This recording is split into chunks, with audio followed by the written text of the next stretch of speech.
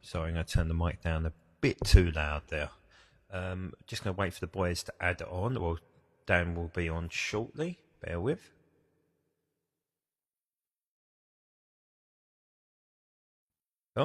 Mikhail, you coming on, mate? Evening, guys. Evening, Kieran. Well, a bit echoey. What's going on now? That's better.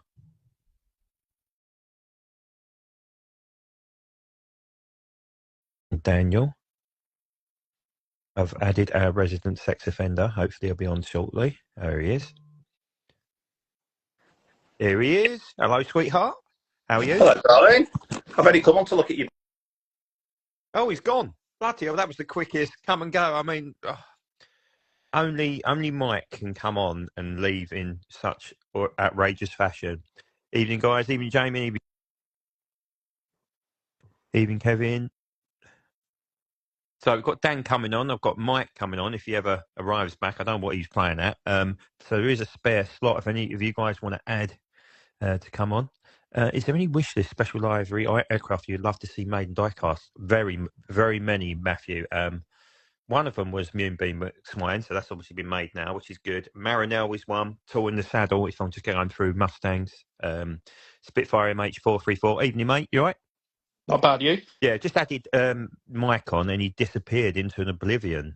I must admit, at one point, I think thought you were calling me a sex offender, and then... No, I mean, no, you are a sex offender in my eyes, but I mean, not in the same league as Michael. We're starting this well, we're Kieran, if you want to come on, mate. Michael's disappeared, so I don't know if you want to jump on for the minute, Kieran. You're more than welcome to come on. Hold on, who's added? Is that Kieran? Oh, no, Michael's coming on. So what we're trying to do, if it's all right, guys, we'll sweep it round. Yeah, we'll sweep it round a bit, if that's all right, and we can sort of get some different people on. I know Dwayne wants to come on. Even Jamie, that beard's looking rather grey, mate. I mean, you need to get down the old Just for Men on that, don't you? Oh, that seems hard. I thought about it, but... Look, this is the man here. Look, I've got a face like a tabby cat. So I'm 47. I have to grow old gracefully. You're older than me. You're older than me. Varun, we'll add you on shortly. We're going to add Michael on when he somehow manages to get on. I don't know what's going on. And then we're going to chop it around. So we've got Kieran who might want to pop on. Varun wants to come on. Dwayne wants to come on. Let's keep swapping it around. Let's have some different faces on. Unfortunately, I can't drop off because I'm the call holder as such. So you're convenient, that isn't it? Convenient. Yeah, convenient indeed. Anyway, how are you doing, boys? You all right? Yeah, not too bad. What about yourself? Interesting week, but less said about that the better. But look, I'm all right. Not bad. Ballsed up on something, isn't it? Got me health, haven't I?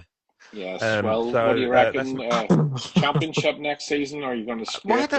Let's not add those digs. I was waiting for Michael to come on and have a half-hour discussion on VAR. Mike can't get on. So if anybody does want to come on, you're more than welcome to. So Varun, I know you. Let me try. Here we go. I'm going to try and add Varun on. So Varun's debut. Yeah. We like debuts. We do. Yeah. Especially if you can put in 20 goals a season up front for West Ham. That's the debut I could look forward to. No one can do that. He's on. He's on. Good evening, Varun. You right?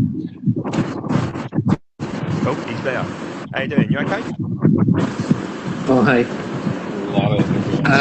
I'm sorry. Am I on the wrong page? Are you sat on the you're on the right page. There's a lot of background noise coming out. An awful lot of background noise.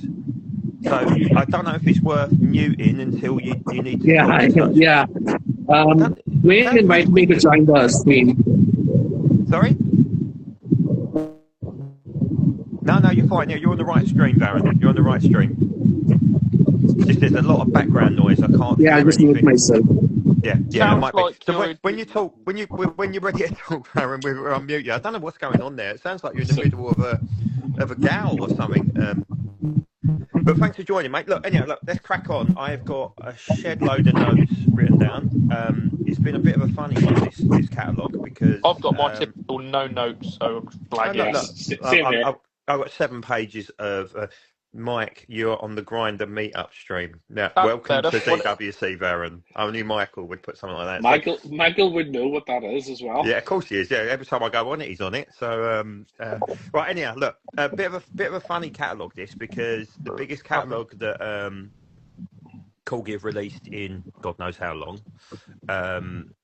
And looking on the forum, there's a lot more disappointed people than there are happy people. But again, you can't release 11 aircraft that every person is going to buy all 11, right? So I do get the frustration, but I think a few things. The Top Gun tease yesterday and then nothing today sort of went down like a limp, in an orgy. Well, on their Facebook page, it said that they only announced it 2 days ago, so give them time to get stuff out. It's not like Corgi to miss an anniversary or anything. No, it's not like Corgi to miss an anniversary. But look, there is positives. I mean, we'll go for it. I'm going to flick through all 11. We go through them one by one, like we usually do. So we've got the Hawk Hurricane 2C in the green and grey camo of Flying Officer William McConnell. We've got the P-38J Virginia Marie of the 5th Air Force out in Rabaul. You've got P-51D, Cripes and Mighty. Obviously, Dwayne is going to be absolutely excited by that in 132, which should look sensational with the shiny finish.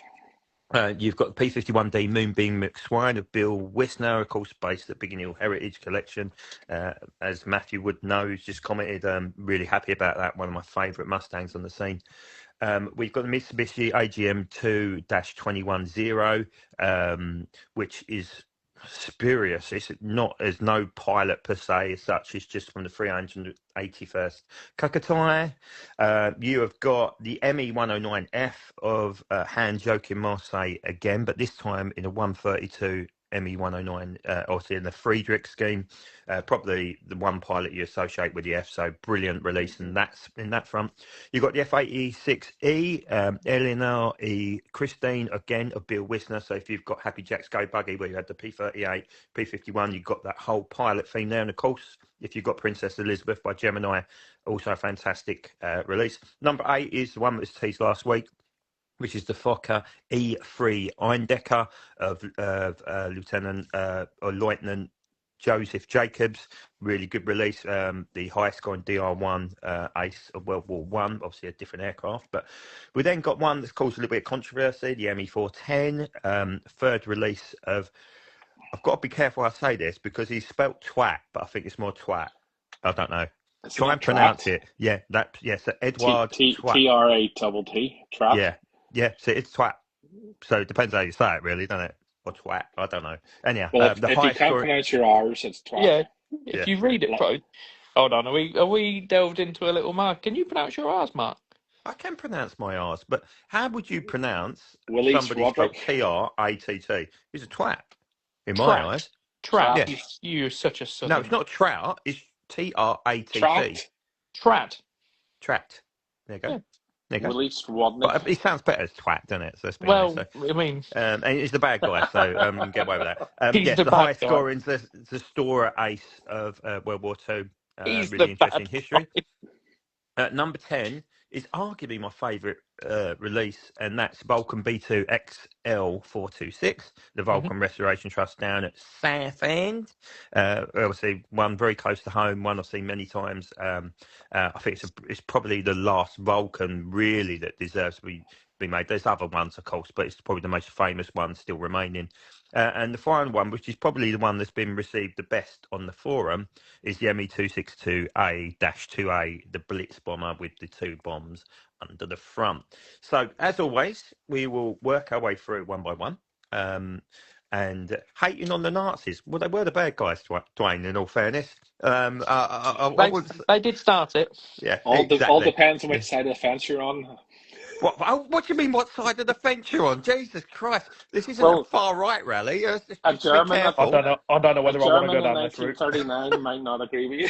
Cool. This is going well straight away, isn't it? And our special guest this evening, Mr. Nigel Farage. Sorry.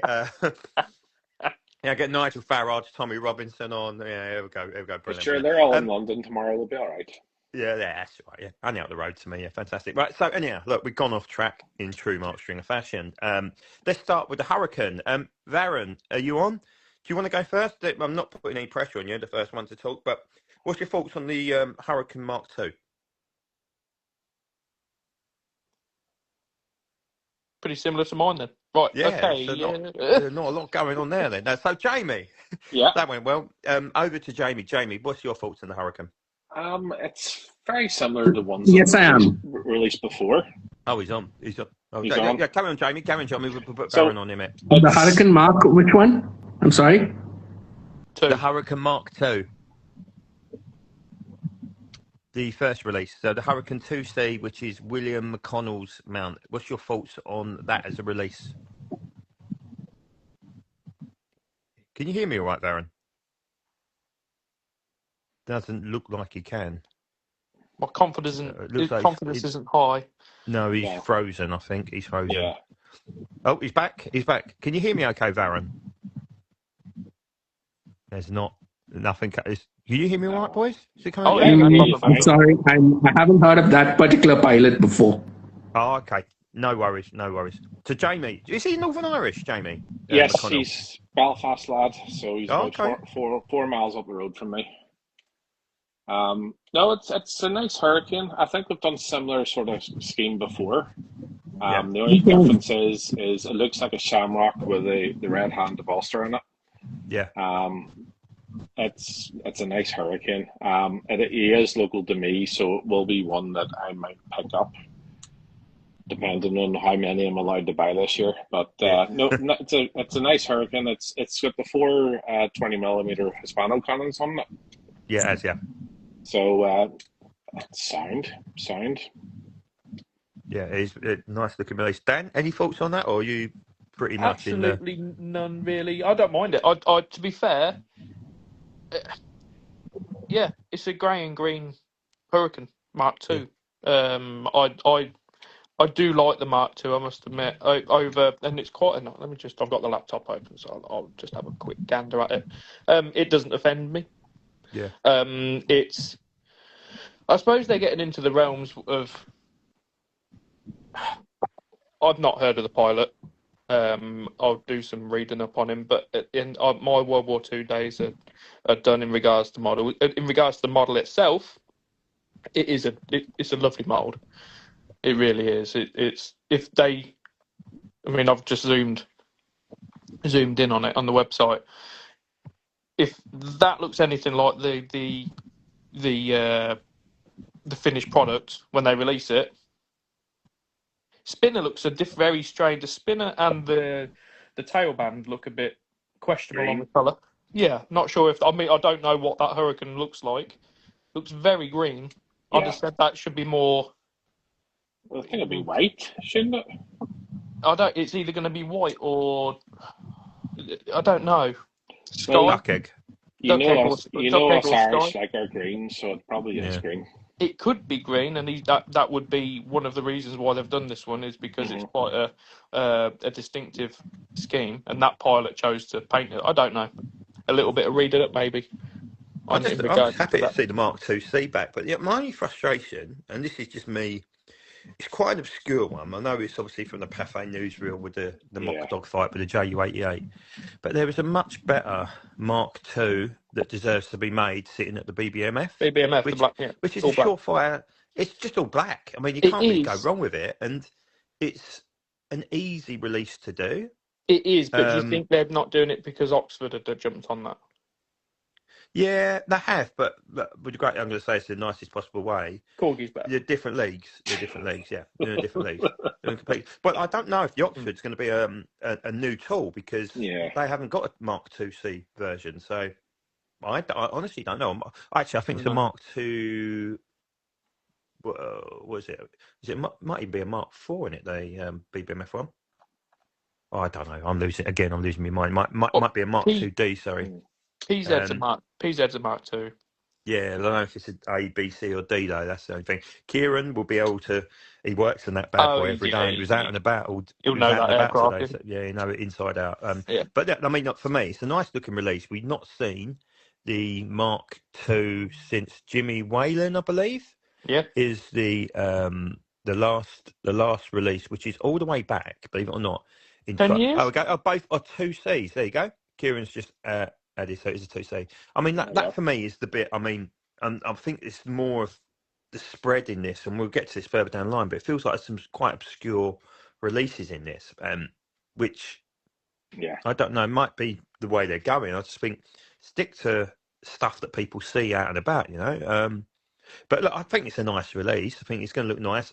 Interestingly, I mean, we start this, but none of them had pre-pros. Did you notice that in the video? They're all system-generated pictures. So the video was presentation was a bit crap, to be honest. it was a bit of a. He just fired through it very quickly, and there was no pre-pros to display. It was just all CAD design drawn. So I thought maybe slow down and maybe have something to show people.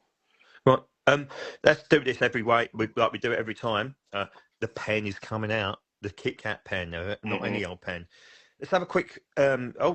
Varen's left. He's obviously lost the signal. There, he's struggling. So Michael or Dwayne, I know you were both lined up. Actually, no. To be fair, Kieran, if you want to come on, you can come on, mate. Because with the greatest respect to the other two, you haven't been on yet. An important member of this little group of people, actually, in all fairness. But you might want to come on and see if you want to talk about a few bits and bobs. You can even dictate what you want to talk about, mate, to be honest with you. We can do this a different way. But while we're waiting, what's your score of the Hurricane? Local connection. So I'm going for an 8 out of 10. Yep, nice. Like it. Dan? He just likes typhoons. 7. Yeah. 7. I just like what? Oh, mate, you right? Hey, that quip is looking glorious, mate, and the beard come on nice. So we've all got like grey, dishevelled beards, and Kieran comes on with a pure brown beard. Tell me there's an age difference there, mate. Yeah, how you doing, I'm quite right? lucky. They changed the regs for beards in military about 7 or 8 years ago, so we can actually grow it, and yeah, it's pretty good. You'd look proper baby face without a beard, mate. Oh You man, know it. I did it during lockdown, and one of the lads I was sharing a room with said I look like a young Tony Stark. So I'd say that's. I was going to say that's not a bad thing, mate. I still prefer beards, but Kieran has looked how's 18. everyone okay? Yeah, good. Yeah. Kieran, you've looked 18 for the last 10 years. I don't even know how you do it, mate, honestly. It's the point where he goes, I'm only 16, I really. use quite a lot of skincare products, but this is not the live stream. Not the forum for it, mate. Easy, Tiger. Yeah, so Kieran, obviously you just jumped on, you've been watching, but what's your number for the Hurricane? What would you give it out of 10? Well, to be honest with you, I was quite pleased with some of the announcements this morning. The Hurricane probably wasn't one of them. It just does nothing for me. Yeah, I don't really have much of an opinion on the Hurricane. It's nice. It represents something that's like it's quite niche in its. Yeah. The reason why Corgi have gone down. The next Hurricane being that one. But for me, it just does nothing for me. No, and we was just obviously we was chatting that there's a better Mark II to be done, which is sitting right in your hangar, but I don't know what's going on there. I've scored it 6 out of 10. It's nice. It's on the list, but it's not one I'm really going to be flying out the blocks to get, if you know what I mean. So I think it feels a bit obscure again. It feels like maybe if we're gonna do a 2, why not utilise a desert mould, which never been, or do a desert one that's not really been done in 15 years? But look, anyhow, we'll move swiftly on. Can get me words out there. So next one, P38J Virginia Marie, priced at $79.99. Kieran, as you've just come swanning in, what's your opinion on this bad boy? Love it. It's what is probably the one that I saw first. That was like, I need to get that. I mean, I love P38s, so like I do have quite a few. You know that I just got California Cutie, which is like big on my list. It has been for quite a long time, so I managed to pick that up a couple of weeks ago. This one looks fantastic, and it's Pacific, which I don't really collect a lot of Pacific stuff, but like I'm a sucker for a Lightning, and I'm a sucker for a warbird like a Lightning that looks good, and that really does look good. That'll be in my basket. Nice, and look, they kept the price the same, which is nice as well. Which is good. Yeah. Dan, P38. I know obviously it's not a Typhoon, so like that's one. I must admit, you just saying about the price. That's one thing, and it's quite bollocks. What's my bloody? Oh, there we go. I'll get annoyed in a minute. Sorry, my computer's going to paddy. One thing that I must admit don't know whether it's just they've changed it from last time or whether it's just me being a little bit more relaxed about it. The prices don't actually seem that bad. No, I agree with that. Or am I being? I don't know whether it's No. just like even. I mean, I'm skipping ahead a little bit, but even when you go into the 132 stuff, which we'll get to, they're not actually that badly priced. Well, 132 at 150 quid feels quite reasonable. Yeah, not too bad. But in regards to Lightning, lovely scheme. Yeah, it's a very, very standout scheme. It's absolutely no interest to me at all. I've never actually owned a Corgi Lightning. What? Yeah, I know. What? Never had one. Jesus, Dan. I know, and I feel like I'm letting the side down a little bit there. I wouldn't mind one, a Kingscliff one, because that's relatively close to me. There's two, isn't there? Is it Easy? What's the one with the white? Easy does it.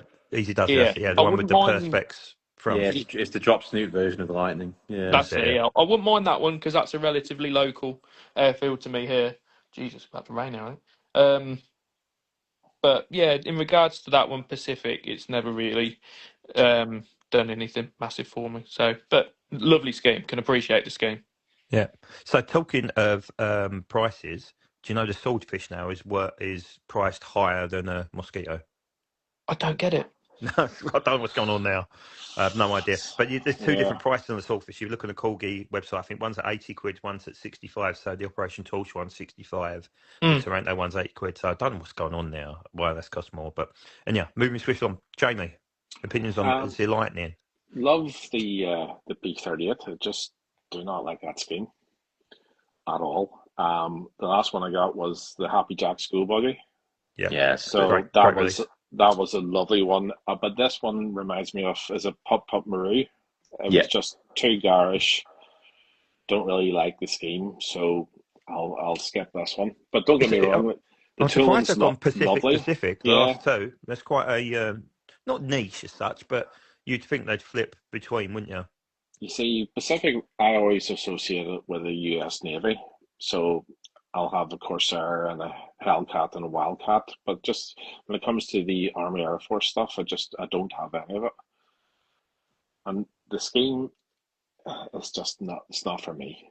If there was probably less blue on it, maybe just blue on the spinners and on the nose, I would get it. But there's just too much.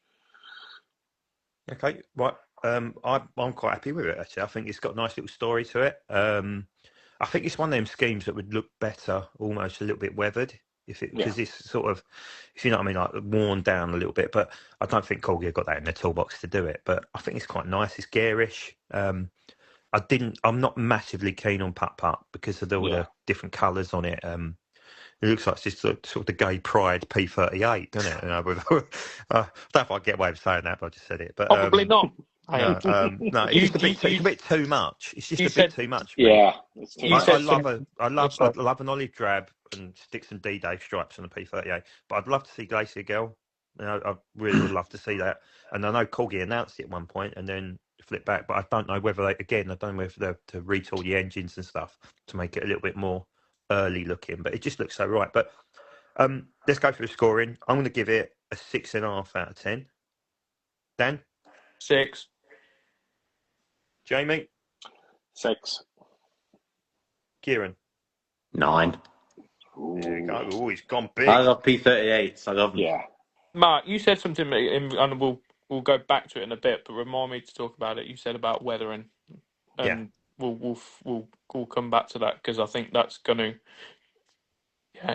We'll come back to it. I mean, just a brief talk. I don't know if you've got the winter range JU88. It looks like someone's taken a shit down the engines. It really does. I mean, that and with after quite a rough night by the looks of it as well. After a Fenderloo and 6 pints. Yeah. That's what worries me about a potential future release that we're sort of like guessing will happen in regards to a certain 148 Tomcat. I think that I personally prefer I think Noel's the only one who can really do weathering really well. I'm sure the B58 will look jizzy. for want of a better word. It's incredible. But he does them one individually, so you can't imagine a little fella sitting in a Corgi factory with the I'm not skills sure that you Noah can has. say that either. What, a little fella? I didn't mean like a little fella. I'm just talking about a general person. Could be a lady, but no, I just can't imagine Corgi won't do that because it's cost. It could be a lady. Of course, it could be a lady, man. I don't know. Or lady, Yeah, and that's what I'm saying. It could be. It could be. But anyway, regardless, we're going off Anyway, here still. next one. Let's move on to the next one before I get myself in any more trouble. So the next one, a massive surprise, and I'm not entirely sure there's been a call-in for 132 aircraft to return to the range, but somewhere Corgi have heard it and gone with two, and this time it's P-51D, Cripes and Mighty, of course, the famed pilot George Preddy, and this one representing his aircraft he died in on Christmas Day 1944. Obviously scrambling to shoot down a couple of ME-109s and then chasing a Focke-Wulf 190. Very interesting. Obviously, it's a different type of scheme. It's going to be a glossy, almost like a mirror-like finish, which will look, I think, will look the bollocks in 132. Yeah. But it's an interesting one, 132. Now, I remember watching a video, seeing David say there was just no calling for 132. And then all of a sudden they come back with two. So I don't know what's changed. I think it's good that they're doing them again. But I think that ship has sailed. And I might be wrong on that. I mean, it's going to look lovely. It's going to be looking incredible. 150 quid for a model. I think it will be really good. I think it'll be a good standard. I know they have lots of issues. And hopefully they fix them with the undercarriage on the Mustang used to just collapse randomly. And I think the tail wheel used to get stuck in as well because of the tail doors, the gear doors. Just feels like a very strange decision. And I know Dwayne there is like literally, he's probably letting off fireworks in his house with the excitement of having a George Preddy Mustang. But again, I'm going to go to you, Kieran, the debut boy. What's your thoughts on this? So what I can't understand is how Corgi are announcing a 132nd scale model at 149.99 when there's the Vulcan that's just been announced at 172 for £200. It's mad. And like Royal Flush last year, and the Halifax, I think it was like 170, 180 pounds. Yep. I don't understand it. And there's more metal content in a Mustang, in a 132 Mustang. The metal levels, crazy. It's really bizarre. And I don't know whether that Corgi have got like an appetite for 132nd scale because of Hobbymaster, because like they released the Hellcat, I think. Hellcat, Dauntless. And the Dauntless, yeah. Maybe like they see it as a bit of competition, or maybe they just think that Hobbymaster was selling them quite well and they want to get back into the 132nd game. But it's weird. Like it is. It's not for me. Like I mean, I have got loads of 172nd scale models, and even with them, I just don't have the room. Which is the correct scale, Kieran. By the way, well done. Just want to throw that out there. That's like P9374 or whatever, like, or N3200. You know, Brendan L say N3200, which is that's just red flaggy for me. Anyway, digression. But these won't dump at 30 quid in Model Zone, and loads of people will pick them up. And I know obviously there'll be a limited run as well. So when they banged these out before, I think they banged them out like 3,000-4,000 a run. Yeah. My first ever model was Jumping Jacks in 132, which was the bollocks, to be fair. Lovely model. But I just ain't got the room for that, you know. I ain't got the room for any 172 either, in all fairness. But it's a very weird one, isn't it? But look, only time will tell if it dumps, if it goes tits up, then they'll feel the wrath of it, won't they? So. But I think the scheme's going to be nice. Yeah, it's a nice scheme. I'm a bit surprised at 132, but does that mean that the 190F is a new tool in that? Because they only had 109F, they only had the G model before, so so unless they've just subtly changed something to pretend it's an F, but we will see when it comes out. Don't but we? I don't know the differences regarding the price. Because it's a bigger scale model, there's less intricate details for them to mold. It's just big slabs of metal, so it's probably cheaper for them to do something at that size than it is to do the Vulcan. Yeah, maybe. Yeah, it is an intricate model, isn't it? But the thing is, the Vulcan is made of what would you say, 80% plastic? The wings. Yeah. They can't get the shape if it was just metal, so they had to compromise. No, it's a strange one, isn't it? It's a very strange one. But Dan, what's your thoughts on 132 making a bit of a comeback? I like it. I like the idea. I like a big model. I really do. From a it's sort of like just repeating what you guys have said. Really, I like the idea. It's a great looking model, but from a business point of view, it doesn't take a lot to do some research. Even watch your latest video from Chester Model Centre to see the amount of 132 stuff that just doesn't shift. What did I say at the weekend? I spoke to Paul, and he said to me, he said, 132 just ain't shifting. And I mean, look, worth a few quid. Dwayne's just commented on there saying there's one, he said, Old Crow on for 350 quid on eBay. Yeah, that's great, but it ain't sold at that. No. That tactic there, gentlemen, is when the missus says to you, right, you need to sell some models, go, yeah, not a problem, darling. Yeah, no problem. I'll put them on eBay. 600 quid. Yeah. Yeah, stupid prices. Well, it's still there 12 months later. Who would have thought? That's that way. So let's go around the score again. So, Kieran, what's your score on this? 3, 4, if that. Oh, we go with 3 because it sounds more sensational. Jamie? I'm probably going to go an 8 on this. I have a lot of the 132 scale stuff. I'm surprised it's coming back. It's a great scheme. It's a great pilot. If it's shiny, then yes, 150 quid on the Corgi site. You'll get some discount elsewhere. And then if it reduces in a sale in the future, like Black Friday or something, it'll be definitely worth picking up. Yeah, not 30 quid though, unfortunately. No, not. It'll probably be more like 75. At £75, I think a lot of people would pick that up. Yeah, I think so. Even if they don't collect 132. Yep. Dan, what's your score? Straight down the middle of both of them at 5. I said 5 as well. That's what I've gone for. I fully appreciate. I don't understand why they're doing it, but it's a good looking model. Yeah. So so 3, 8, 5, and 5. So probably straight down the middle. It's around about a 5, I guess, wasn't it? I'm the outlier. Don't worry. 5.25 to be exact, if I'm doing the maths there. Which is about right. Don't pretend you can do math. I can do maths, Dan. I'm a borderline genius. I just don't show it very often. Right, so on to the next one. And of course, this is AA 27709 P51D Moonbeam McSwine. First of Bill Wisner's mounts. Bosh is what I'll say to this one. I'm really happy with this. We go the other way round. So Dan, what's your score? Yeah. So no, not score yet. We'll do score yet, but your thoughts on this? Sorry. I fully get it. I'd be interested to see if this is going to go into a Biggin Hill style box.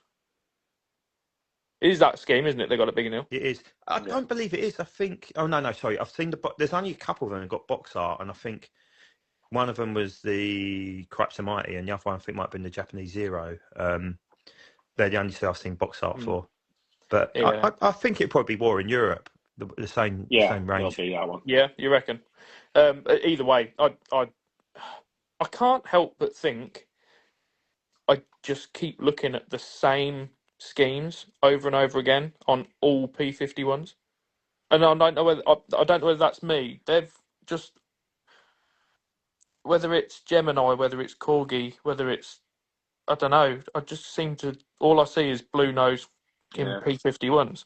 And don't get me wrong, they sell well, but I'm sure we were seeing these about 15 years ago. No, I mean, what? Let's think of the blue. I'm trying to think in the collection what I've got. You'd be more clued up on me. You've got Miss Helen, Petit Second, which has been done to bloody death. Cripes and Mighty. I'm trying to think where else. Help me out. There's a plain one from Forces of Valor. I've got the one. Moonbeam McSwine, never been done. Not by Colgate. I don't know if it's been done by. It might have been done by Hobby Master. I'm pretty certain it has actually. You obviously got Princess Elizabeth as well. Yeah. So actually, it's not that many blue ones done. So Colgate have done Cripes and Mighty and Petit halfway through the squadron. Yeah, not compared to. I mean, it's a good scheme for me. It's a good pilot. How many grey Typhoons do you have? Too many. Exactly. There you go. But I've seen so many, but 160 grey Typhoons sitting in his. Honestly, too many. How many Castle Tigers with green stripes in it do you have? You need to start calming down, young man. I think Corgi would probably benefit if they actually started releasing high-back Mustangs in this new P51 mold that they've got. Yeah, because there's this, like, in my opinion, like high-back Mustangs, they just look much better than teardrop ones, and the schemes out there that of airworthy ones like Berlin Express, Princess Elizabeth, like two of the best Mustangs in the world. Lope's Hope, Kermit Weeks is in the Macon Bell, which is on its way to the Stringer hangar, by the way, Kieran. Been looking for that for years. What's that, mate? The Gemini one's on its way to me. Oh, right, nice. Got the Gemini nice. one. I've got Princess Elizabeth, the Gemini one, in my watch list on eBay, which, depending on how much I drink at some point, will probably end up at my house at some point. And a bad day at work. Yeah. Buy an overpriced P51. Well, you saw the picture. You saw the picture that I sent you earlier. The stash that's. I played no part in that, Kieran. So don't be pointing your fingers my way. Yeah. Yeah. But yeah, you're happy with this, though? If Corgi, I think, started focusing on high-back Mustangs, I think Dan's right. I think there's definitely like a familiarity thing going on there with like Mustangs being released, but they seem to be like the same, like a conveyor belt. I think if they even if they started like maybe the A36 or the P51A, like that would be pretty cool. Well, they did go to announce that, didn't they? The P51A was announced many years ago. It was like an early desert scheme. Obviously, the twin cannon and the early yellow. I think it was like a yellow star on the wing, but it fell through. So I don't know if that's still knocking around. But their P51 B and C models were a bit shit. Compared to Gemini, they weren't horrible. It's some great ones there. Like I'm trying to think. I think it would be have to be like a new mold. I think the new mold Mustangs look good, but there's definitely people who I think are a bit bored. Low hanging fruit, isn't it? It's a bit like the ME109F in 172. Massive gap. But the thing is, they went with Hudson instead of another fighter, which is fair enough because Hudson in 172 looked glorious, and there's so many schemes to be done. But I think that's got to be high on the agenda to be done. I mean, not this for me is one of the schemes I really wanted. Moonbeam's quality. It's got with Princess Elizabeth, the fact they had the ump calling it Princess Elizabeth, and then obviously made Moonbeam his new Mustang when he got it. I quite like that story. That the ump matter, but he's a very a really important pilot. I didn't realise he was one of only 7 to be an ace in Korea and World War II as well. And also the 5 Focke-Wulf 190s. I had no idea about that story until I did a bit of research before tonight. So really, really cool. And of course, it's a flyer. Matt gets to work with it on a daily basis. I forgot to see it at Clacton last year in the sunset display, which was sensational, absolutely brilliant. So it's a lovely Mustang. And of course, obviously the memories of Ackery. Just sticking it in one speed and just doing that display at Duxford many times. Well, I remember at Legends years ago when the Americans used to come over. They said that they'd never seen a Mustang display quite like what Fred Ackery used to display. He's phenomenal. He's a phenomenal display pilot, but his Mustang routine was just amazing. Yeah, absolutely incredible. I've obviously seen the unassociated news. Obviously, he's joined Red Bull today as well, which is the potential for a European horseman grows ever closer. That's what I keep looking at. There's 4 pilots who can fly the Mustang. So, and there's 5 Mustangs there now, I think. It'd be nice to see him back in a Mustang and the Bearcat. Yeah. Oh, Jesus. Did he fly a Bearcat then? No. But you can imagine what he'd put on. Yeah. Stick it on full and just go. But yeah, incredible pilot. So anyhow, let's go round the room again. So P51D Moonbeam, McSwine, Kieran, what's your score on it? Yeah, 8. Yeah. Jamie? 8. Nice. Dan? 8.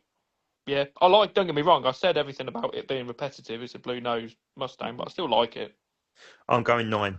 And the reason I'm going 9 is just one of those schemes that I really, really wanted to add to the collection. And I think it's going to look the bollocks in the new role, and the new mould, I should say. So, right, moving on to number 5.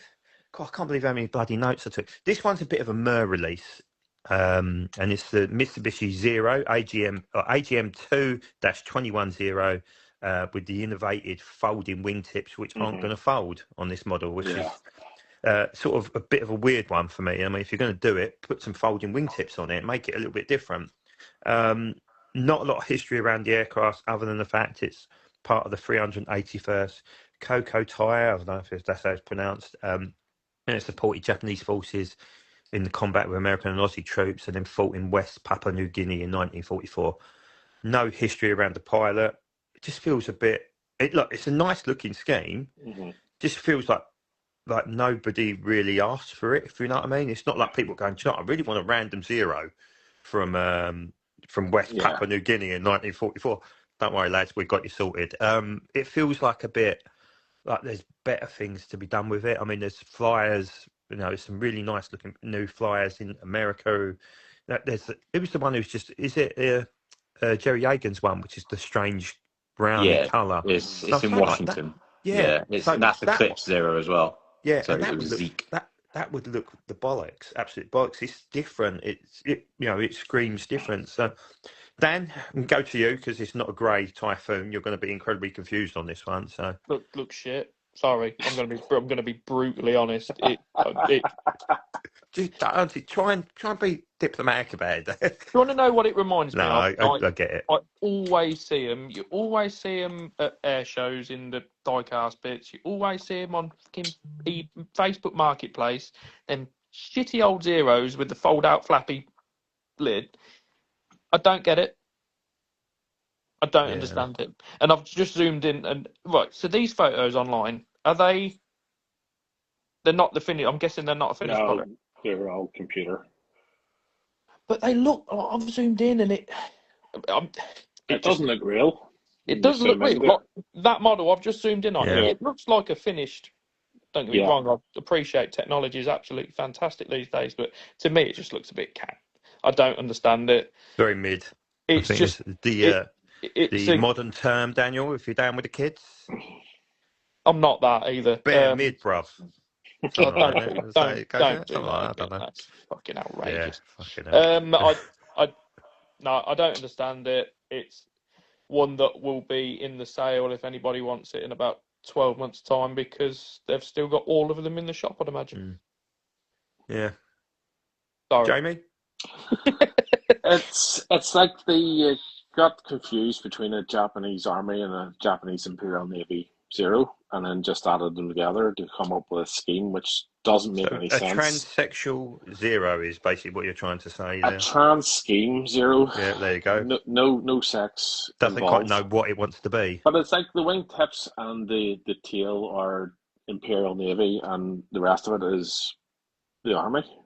Yeah. It's just like they've confused. Is it a primer? Is it meant to be a schemes. primer or something like that then, do you think? I don't know.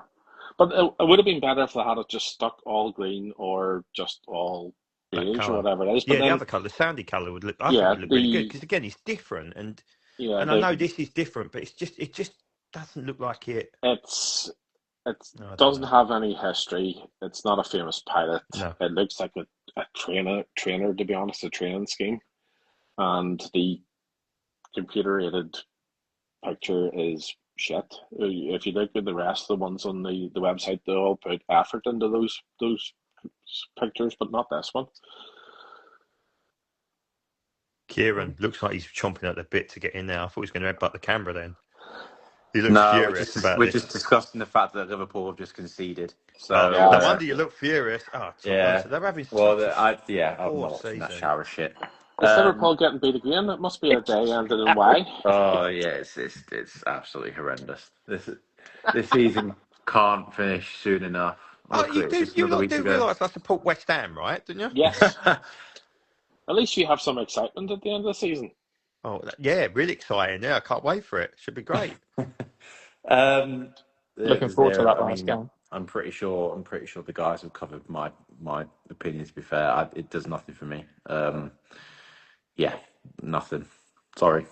Yeah, it's again, and I know it's 11 releases, but this feels like this could have been passed. Feels like a bit of a filler in the releases. It'd be interesting to see what the run is. I don't know if it's an 800 run. Surely why not are they just doing this? Yeah. It's a weird one. There's lots to be done, isn't there? There's lots of different schemes to be done. I mean, Pearl Harbor's been done to death, isn't it? Yeah. But, I mean, Yeah, I mean, there's also lots of Japanese aircraft that flew during the Second World War, and they only seem to come up with a zero every time they try to come up with a Japanese aircraft. You know, it'd be nice to see something like a twin engine, like a Dyna or something, or maybe even an Oscar, something different. Yeah, they could have done an Ace and put it up against the P-38. Yeah, or they could have stuck one on floats. I'm sure they could have adapted it to put it on floats. I know Warmaster had done one, but it's hard to find. I mean, just something different. It just feels like a bit. It really does feel like a bit meh to me, and just a filler. Like, but again, you know, you got a question, and this is where I do think Corgi get it wrong, and I hope they're not taking the piss out of the collectors and saying, "Oh, we just release any old shit and people will buy it." But I can't see going to a meeting and going, "Do you know what, lads? Got this lovely zero here. Oh, what colour is it? Well, it looks pretty shit, but I mean, I think we can make it." Do you know what I mean? It's like, it just feels like I can't imagine people going like that because it reminds me of the third Beaufort release, which they did just sort of knock it out, training unit instead of an actual proper unit. We're getting to one like that in a minute, which will obviously I'm not going to spoil it for loyal viewers. It does seem that maybe Corgi don't really listen to their customers, which is a conversation for a different live stream. But yeah, I mean, you and I have had conversations about Corgi and how out of touch they seem to be. So look, I mean, I was going to bring it up a little bit later, but really excitedly announced this partnership with the Confederate Air Force. 2 catalogues in, not commemorative, Mark. It's not Confederate anymore. Shit, I'm so sorry, everyone. Commemorative. Sorry. They used to be the artist formerly known as the Confederate Air Force.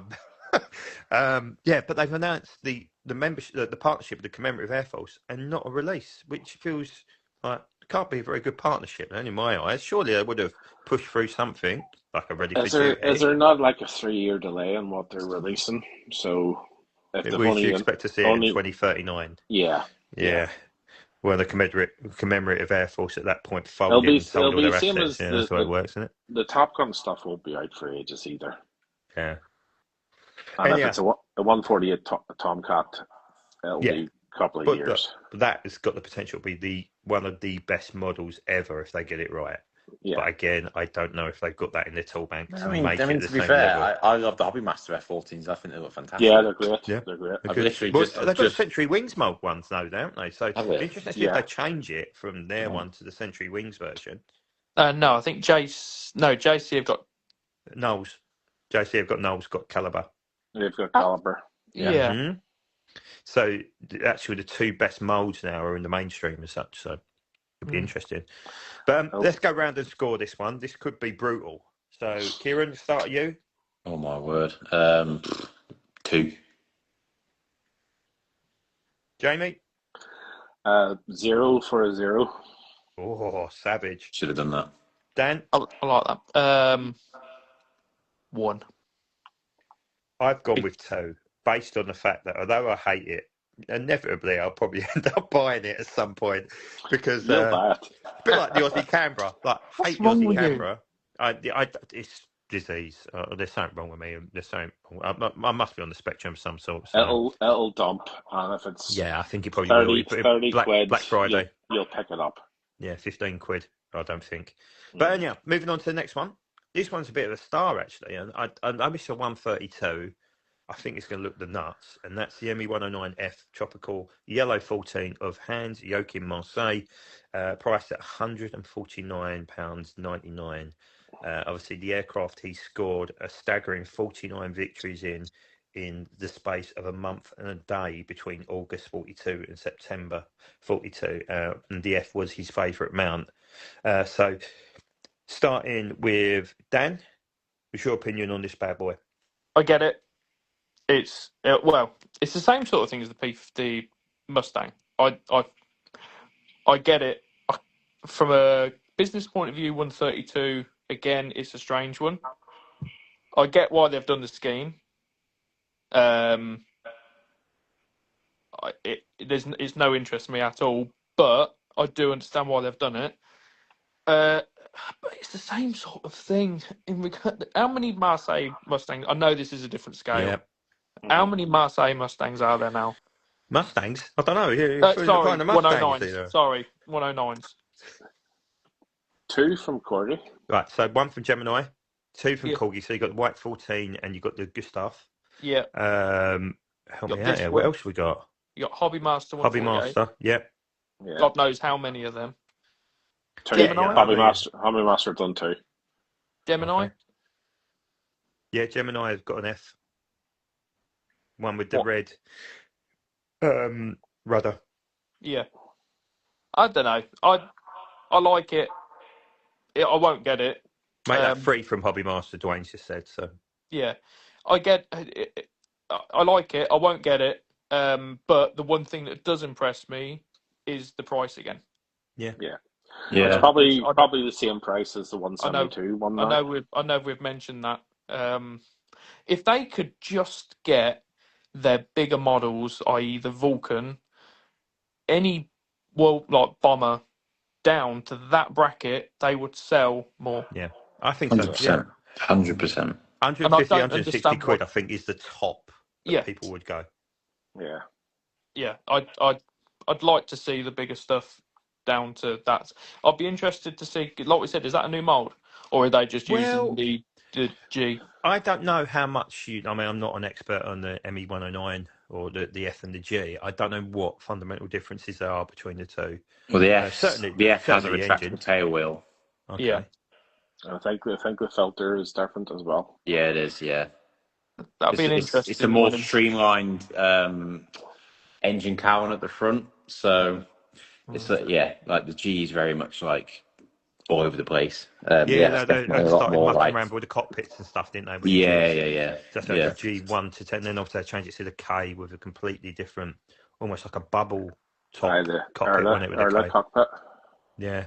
No, I think it's low hanging fruit. I think people will buy it. I don't know how many people will buy it. It might be one that has to come down in price, but it's a big risk because, like I said, I don't see people craving 132 scale models. I mean, Hobby Masters get away with it because they produce 300 on a pop, and they're two molds in the Dauntless and the Hellcat, so they can. I mean, like they did in the last one, they got the Bunker Hill, and is it the USS Essex ones, which they've they've done like a split release from. Corgi don't have that luxury, do they? But we'll see. I mean, Sam's just said, look, people will merrily pay these prices. Though, look at the Caliber B58. Yeah, the B58. I think that's an exception. And again, even the B58 second release, best model has ever been made. I'm no doubt about that. Will it sell at the same level? How many will you buy though? I think it will. I just think that, and it's not necessarily just the model. I saw Gary's when he dropped by. The presentation of Caliber, everything you get with it is just incredible. Whereas, and this no disrespect towards Corgi, at the end of the day, the box is just a box. It's just a package which comes. Yeah. But Caliber certainly lead the way in the way it's presented.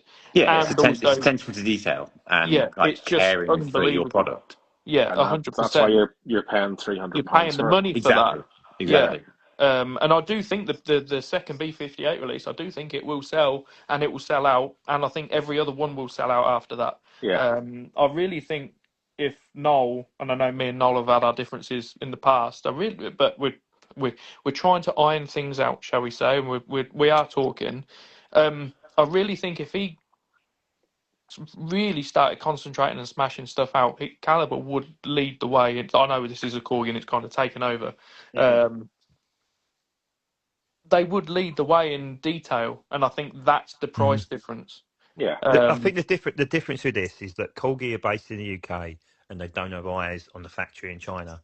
Noel is in China with eyes on the factory and personally overlooks everything himself. And I've always said this is the issue.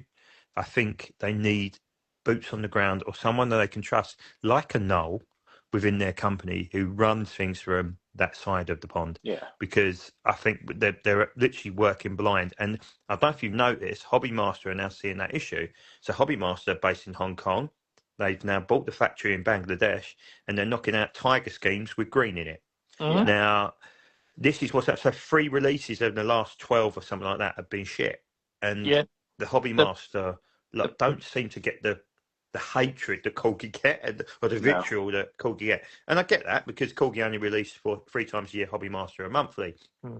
But this is what happens when you take your eyes off the ball. Off it, yeah. Absolutely. And, you know, both of them are brilliant companies. Both are integral to our hobby. But it shows you that it's a bloody hard job to do. Even on the forum, William has said that he doesn't know how the green got into that Castle Tiger. He has no idea because the pre-po was fine. The pictures on the box are fine. It's just the final product is not the same color as it was meant to be. But that's not the first time. No. Again, no. We're going off track. But that's not the. I think that's 3 Typhoons now on the trot. Yeah. That they balls the colour upon. And they balled the colour up on a lot of the and one of them as well. One of them was just a plain grey Typhoon, the McRoberts. Yeah. Typhoon. That was just a plain grey Typhoon, and they painted the same as the 41 Squadron one. And yeah, it's every company at the minute. Yeah. It's just, but I don't know. It's a difficult one. It is. Kieran, what's your opinions on the Friedrich? Just got to try and get away from that Typhoon chat. Whoa. Sorry, I get enough of those. Different shades of grey on the Typhoon. Yeah. Sorry, have a grey one, please. 109F. Yeah. Like everyone else said, again, the scale does nothing for me. If it was a 172 scale, it'd be a different story. I hope that doesn't take it away from the potential to do the FM 172 because it is the big hole in the Messerschmitt family that needs filling. Yeah, they should be able to do it now. They just have to shrink the scale. That's it. Well, they can disguise it as a Jeep, apparently. So, no, I think it'd be nice. I do think it'll be really, really good. I do think it will sell. You know, it's an iconic player, the Star of Africa, and all that. You know, and an aircraft that is associated with him is that I know also had a massive impact on the Eastern Front. But when you think of the Friedrich, you think of Hans Joachim Marseille, don't you? You don't think of anyone else. So, brilliant pilot. I think it looked the nuts. I know somebody mentioned Black 6 before. I mean, that's been done in 132. So, nice little partner for that. Actually, got that. It's a hard one to find as well. I honestly don't know. I wish I could say, oh, it will sell or it won't sell. It will be the nuts. I'm certain it'll be the nuts. I just don't know. I think it'll sell. I think it'll sell. Okay, we're going to bookmark this moment in the conversation here, Jamie. The 172 version they've done of that is probably £150 on eBay. Yeah, it is. So, and people cannot get that, so you might as well get two scales up. But see, I have the 172. I also have the Hobby Master 148, and I've got Black 6, and I'll probably get this as well. Nice. So, right, scoring time, ladies and gentlemen. Start with Kieran. Kieran, scores on the doors? 5. Jamie? 9. Is that a German joke you've just thrown in there? Yeah. Or is it actual number? That's the number. Like it. Dan? 7. I've gone 7 as well. Nice looking scheme. So, around about, I'll try and work this out, 14, 28 divided by 4 is 7. So an average of 7 on that one. So that's a winner, I guess. Right, on to number 7. An aircraft that's making its comeback, as Corgi seem to be doing with every tool they seem to be digging up. And it's F-86E Sabre, Eleanor E. Christine of the same pilot, Bill Wisner. Who've got 5 kills in Korea, 2 in the A and 3 in this very aircraft. And of course, was one of the Sabre aces in both Korea and of course an ace in World War II as well. So I think we start with Dan on this one. The Sabre, it's not a Typhoon, it's not painted grey. Right. We all know I fucking collect Typhoons, blah, blah, blah. I quite like it. Do you really? Good. I remember when you collected Super Hornets. Yeah, I know, they all went. So, I changed my collecting themes like I changed my pants. Once every year. Not very it's literally once a year. No, I quite like it. I've got a bit of a thing for the Sabre, I must admit. It's a good looking aircraft anyway. I seem to. I think this is the third time I've said it tonight. I just seem to see the same schemes on Sabres. It's very similar. I get why they've done it because I do like that whole sort of building a theme around a pilot thing. I'd have quite liked to have seen the air show goer. What do you mean, Ackery's one? Do you mean Ackery's one, or do you mean the Golden Apple one that used to be the one that Ducks used to be released at Duxford, the Golden Apple one? I think the camouflage one. Yeah, you're thinking of Ackery's. The one that was at Duxford in the black. It was more black than they didn't have any yellow on, to my knowledge. No, it wasn't. It was grey with white and black stripes. Oh, was it grey and white? Yeah, that's it. That is the bollocks. I quite like that's that one. Lovely. Yeah, but that's a Korean War scheme as well. But they never seem to do it. Matchbox do it.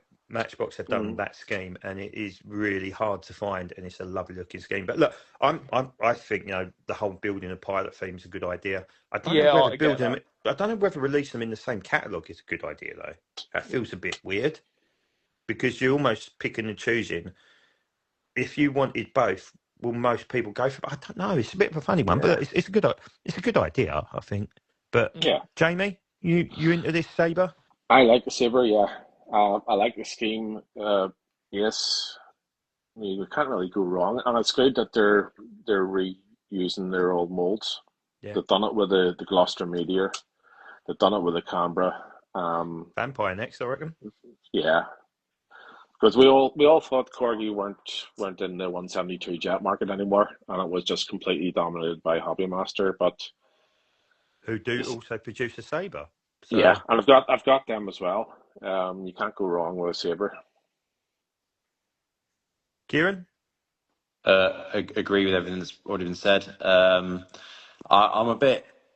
was under that same impression with you, Mark. Why would you release both platforms of one pilot during the same window?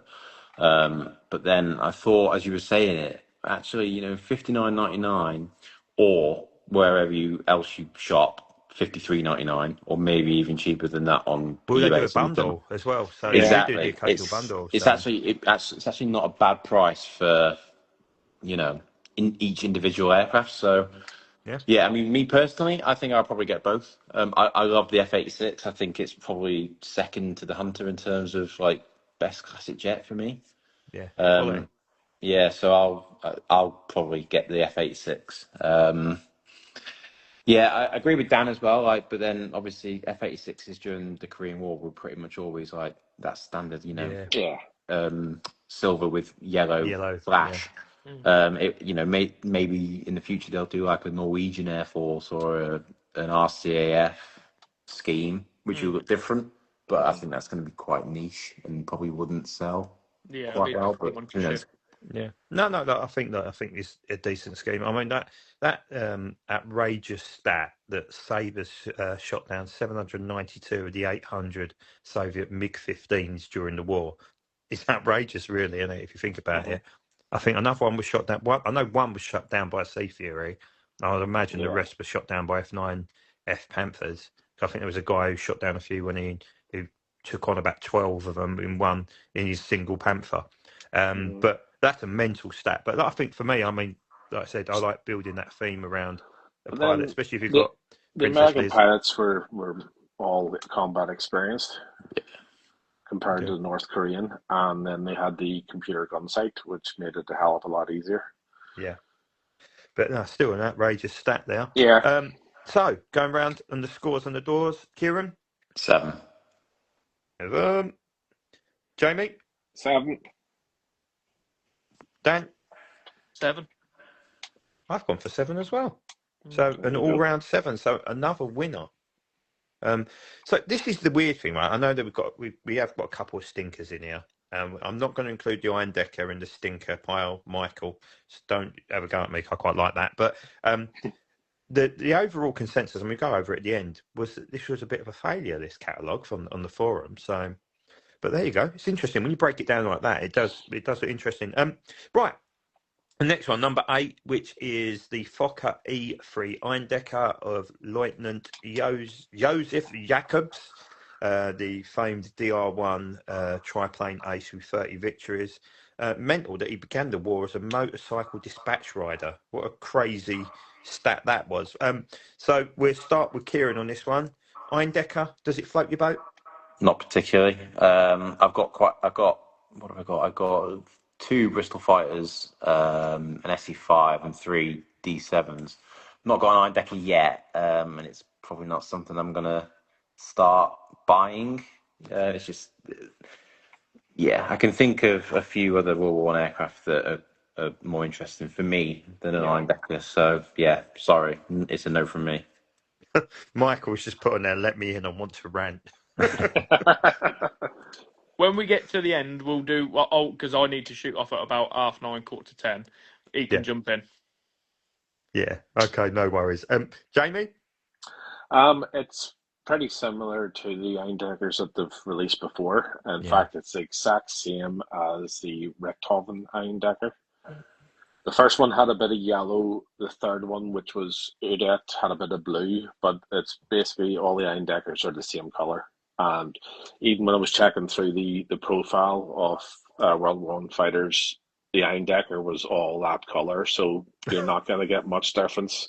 I know you complain about blue nose bastards above me and what have you, but the Eindeckers are just all the same color. So not one they've really thought through. No, when bringing it to the forefront. Famous pilot, so anyone who flies an Eindecker, it's the same color. Yeah. There's no flying circus or anything like that. It's just the plain, I don't know, was it beige, grey? Nothing. It's exactly the same as the second release, which was the Richthofen one. Yeah. I completely agree with that. Dan, any thoughts on Eindecker? You've actually got one for me, haven't you, at some point when I eventually see you at some point in the next decade? They're sat about 10 metres from me. Yeah, they're just sat waiting for it. Yeah, I've got absolutely zero thoughts or feelings towards it. Okay, this should be interesting then. So let's go around the store. Starting with you, Dan. What's the score on yours? I can appreciate all the stringing and stuff, but 3. Jamie? I'd give it a 6 because I do like the Eindecker. It's a great model. It's very similar to the ones that they've already released. Yeah. Kieran? It's probably a 3 for me. I appreciate Corgi branching out for World War One again, but the actual Eindecker itself just does nothing for me. So basically, an overall score, I've gone with 5. It's an overall score of 4.5-ish. It's about 4.66666 to be exact. But, 4.5 on that. And again, it's a very intricate model, good-looking model, but I think they're now running into trouble. I mean, Mike's just said his mate, Kurt Vingens, had a green one, and he was a top Eindecker ace. So, again, talk about maybe they're holding that back and not trying to go too soon. That would get me interested if it was just something different. Yeah. Yeah. So, anyhow, number 9. This one has landed like a sack of poo, and it's actually the ME410 A1-U3 of Haptman Edward Tratt. I said that one right. You got it right. Yeah. How do you spell that surname? Yeah, Tratt. Not twat with a W. Yeah. That's what I referred to him on the video let's before. Hope you can say your R's, Mark. Yeah, we already had that dig. So funny enough, I had a guy. He wouldn't watch this, so I'll call it out. The guy come to a guy called Paul Reynolds come to see me at work. Right, I shouldn't really name him, but I've got to name him. He couldn't say his R's. He had to do a pressure test. When he said it, I literally just sort of went like this. I'm like, right, come on, you need to fucking keep it. It is Monty Python, isn't it? Oh my god. Oh my god. Anyhow, Watcher. Yeah. Watcher. I was in my mind. I had Tony Angelino in my mind singing. Crying. Yeah. What a great episode. We please release me. The green glass of home. That's so good. It's just ageless, isn't it? Absolutely ageless. Yeah, So a little bit about the pilot. He served through the invasion of Poland, so the Blitzkrieg, Battle of France, Battle of Britain, Operation Barbarossa, and of course the defence of the right. So highest scoring ace in the Zastora role of 38 victories. his last being on the 20th of the 2nd, 1944, and he was shot down 2 days later by a B-17 from the 91st Bomb Group over Nordhausen. So, interesting story behind the pilot, which I'm really, and of course the number one ace. The only thing I would say, which is, it looks very, very samey. Now, I know they use these on the Eastern Front, and I think they use like the green camo on them as well. Why didn't they go down that route? It has also been used in the desert, the 410, not massively, but it's certainly Elmer Fudd. Wallis Wadja. Yes, sorry, I've got that. It's really similar to the first release. Yeah, it looks like it's the same unit. Yeah, and look, it's just. I know. I mean, Kieran will elaborate this a little bit further, but we're chatting to Jim about this. Jim has got obviously Jim Butt, who's our Shuttleworth contact, albeit he's the god of air shows now, self-appointed god of air shows, but in our eyes he is. He's done a brilliant job. But he was talking about this the other day. I don't really see the point of the 410. It is a relatively obscure, I can't even get my words out, release in the first place. It is a lovely model. Let's not talk about the undercarriage, because I think it detracts away from it. But the undercarriage is a sack of shit. There's no indication the undercarriage is going to be fixed either, which winds me up. But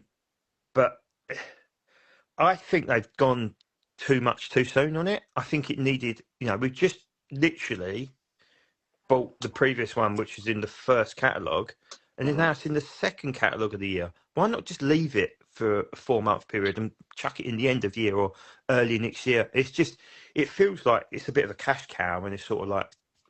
It is. It's for those who didn't get the first one. Yeah.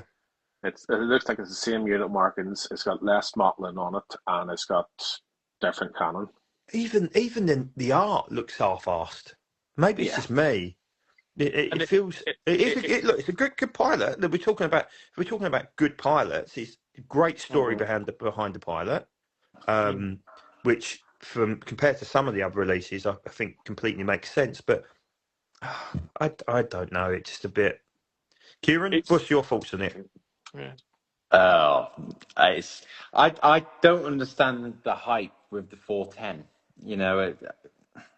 It's because it's different and it hasn't been done before. That was it. No, Liverpool just equalised. Hey. Who got it? Sorry, I got sidetracked. He's happy now. He loves the 410 again. I'm in a house surrounded by Liverpool supporters, me included. Oh dear, 410. terrible. Yeah, I get it's different. I'm same opinion as you, Mark. I don't really understand why this was released literally 4 months after the 90 Intruder one. Yep. I personally think the 90 Intruder one looks a lot better. But then I was looking at your YouTube review, and the issues that you had with that put me off getting it, to be fair. And I think because this has been released in this latest catalogue, that I don't think the issues that you brought to light will be rectified by then. So it's a no from me. No, it's just. Look, I think it's the way they're going. And look, the undercarriage is accurate. There's no doubt about it, but it's just not fit for purpose. So it's got to be that trade-off, isn't it? Or if you do it in the block style, where it goes in as a whole block, a little bit of magnet in, so you're not forcing stuff in, so the magnet does the work for you. I mean, come on, this is 2026. Carousel were using this 20-odd years ago. Use that. Dan, what's your thoughts on the 410? And that's not really your thing. Not a lot, apart from I looked more at the prices on there, like we've mentioned before, and this is one of the few out of this catalogue where I look at it £95 and go, what in the living God's end teeth is that all about? That's for me, 95 quid. Yeah. Not a chance. What was the Mosquito? 75 now. 74. It's 20, so 20 quid more than a similar size aircraft. Which is retooled, dare I add, as well. Or the underneath is, anyhow. So Goering would be furious with me because the Mosquito is my favourite aeroplane, and Goering notoriously hated the Mosquito. They'd actually named one of the... What's the aircraft they named the Mosquito in the Luftwaffe? There is an aircraft they named the Mosquito, isn't Oh, it? it's a twin-engined one. It's quite an ugly it's looking a thing. Fat Wolf, I think. Yeah, it looks like a Grumman tracker, doesn't it? It's like an early Yeah. Grumman tracker. They actually named it after that because the Mosquito was such a pain in the ass. I'm not doing the accent, Sam. You're not lowering me in now. Not lowering me in at all. Although what I will say, I'll tell you a little story. It's completely off-piste in true Mark Stringer fashion. But when I worked for in Wickford, I had a shop there was a German lady who used to come into me. And one Christmas I was standing there chatting to one of my team leaders, and she'd come up to me and she went, it's the turkeys. And me, being me, completely mimicked her. Mimicked her. I went, the turkeys are over there. Would you like to come with me? And then my team leader literally pinched me and went, and I don't know why I did it. I styled it out, took her to the turkeys, and then just run and hid at the back. There you go. It's a TA-154 Mosquito. So thank you, Varun. I really appreciate that giving us that information. I knew there was one, but so I guess it's me in it. But I quite like the model because it's different, but it's also a complete bastard. I like putting them on the undercarriage down. The doors are crap. The undercarriage is too thin, and on this one, I couldn't even get the bloody tail wheel in. Now, I would have hoped that, like the P40, the early P40 BC, where they listened to feedback and when they retooled the canopy, they would have done something very, very different, or very, go and do that as well. But they didn't. It feels like they're literally just taking the cash to pay for the mould. Maybe they're paying for a new tooling. I don't know, but it just feels a bit. I mean, it's not going to be crap, is it? Let's be honest. It's going to be a nice looking model. But is it different enough? No. Is it a good pilot story? Yes. So it's one of them ones where I'm sort of indecisive, in all honesty. So we'll start with Dan and the scoring. Dan, what are you going for? 4. Jamie? 7. Oh, there's Ollie Watkins has just scored. Aha. Oh, yeah. Just come up on the phone. Sorry, 4. I've gone 5. So it's 12, 20, and overall 5. Which, look, it hasn't landed really well on the forum. The forum, but just like it's too similar to the first release. Too soon. It's too much too soon. Forcing too much. You've got all these different models. It's great they're releasing numbers. I just think there's something different they could have done now. I actually think they probably would have benefited more from releasing another Dornier 17. Just about to say that. A winter Dornier 17. Like literally, or anything, because like the one that they released in the first catalogue of this year, like you can't get that really anywhere. No, cracking release. Really is good. Yeah, it really is a good release, and the winter Dornier is an absolute bugger to get hold of as well. Mm-hmm. But again, if we're going by that theory, 2 and 2 would be, probably a bit too much too soon. Again, it's a real collector's item. The that Dornier will, it's only 800 released as well, which is crazy. But if you are going to do that, do a different area. I mean, like again, I talk about the pilot. The pilot is right. Yeah. But I think that could have been done further down the line. That could be number 4 or number 5. Do a desert one, do an eastern front one. And then you've got the variation, the different schemes, all the colours. Because the first 2 are good because you've got a day scheme, you've got a night scheme.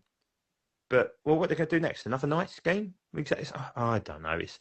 Look, let's move on to, I think, which is a bit of a positive for the catalogue. But then I'm biased being from Essex. And that is the Vulcan B2 XL426 of the Vulcan Restoration Trust down at Southend Airport, an aircraft I've seen quite a few times, and it was doing its engine runs, funny enough, this weekend just gone. I hope there's something in this that's benefiting the Vulcan Restoration Trust, whether it be some sort of membership leaflet, whether it be some sort of even £5 or £10 a model going towards them. I don't know if there is or not. There was nothing announced to say that it was. That would be a really quick win for me. Just looking at the Southend Airport Facebook groups, there's lots of people saying, I've not got a Vulcan yet, I want this one. So that's good to see. I hope they get a batch as well to sell, and I hope it isn't limited edition, so actually they can then keep producing them a bit like the Spitfire TR9s and keep generating money for the Vulcan Restoration Trust. So I think it's down to Kieran this time. What's your thoughts on this one? Yeah, I think it's pretty cool. It's cool that they're actually doing something for a trust, for a group of volunteers. I've got a story about the Southend Vulcan and the fantastic guys that operate XL426. So we were at Southend last year. We had blank. We did originally have TE 311, the Mark 16 Spitfire, and PZ, the Black Yeah. Hurricane, and Oh, it broke, didn't it? It Mark broke, didn't it? 16 Yeah. broke, Yeah. and she had a bad carb, so she was in the hangar. So we went and got LF, the other Hurricane, for the weekend. Anyway, the Lank broke on the Saturday. She went through some electrical cables on the number 3 engine, and we were scrambling because we had Eastbourne and we had Shuttleworth on that day. So we had 2 display commitments, and we didn't really want to cancel both of them, especially with the Lank. Because I know Matt's dad, Mick, who volunteers at the Vulcan group at Southend, we went through all their stashes of stuff because obviously the Lancaster and the Vulcan, there's only 10 or so. I figured that anything, for the Vulcan, anything for the Lank, the Vulcan guys would have. Unfortunately, they didn't, but I can't praise them enough. They really tried to help us out with the stuff that we needed. Unfortunately, they didn't, but that's just one of those things. To cut a long story short, we did eventually manage to get the parts that we needed to fix the Lank. If I was to tell you all that it was because we put the part and the tool in the back of the Mark 19 Spitfire from us and sent it down to Southend, that is 100% the truth. That did happen. So that was a big segue from the Vulcan, but it's a good memory of mine. Great guys. I hope they get some really good support from this model. Fantastic. There you go.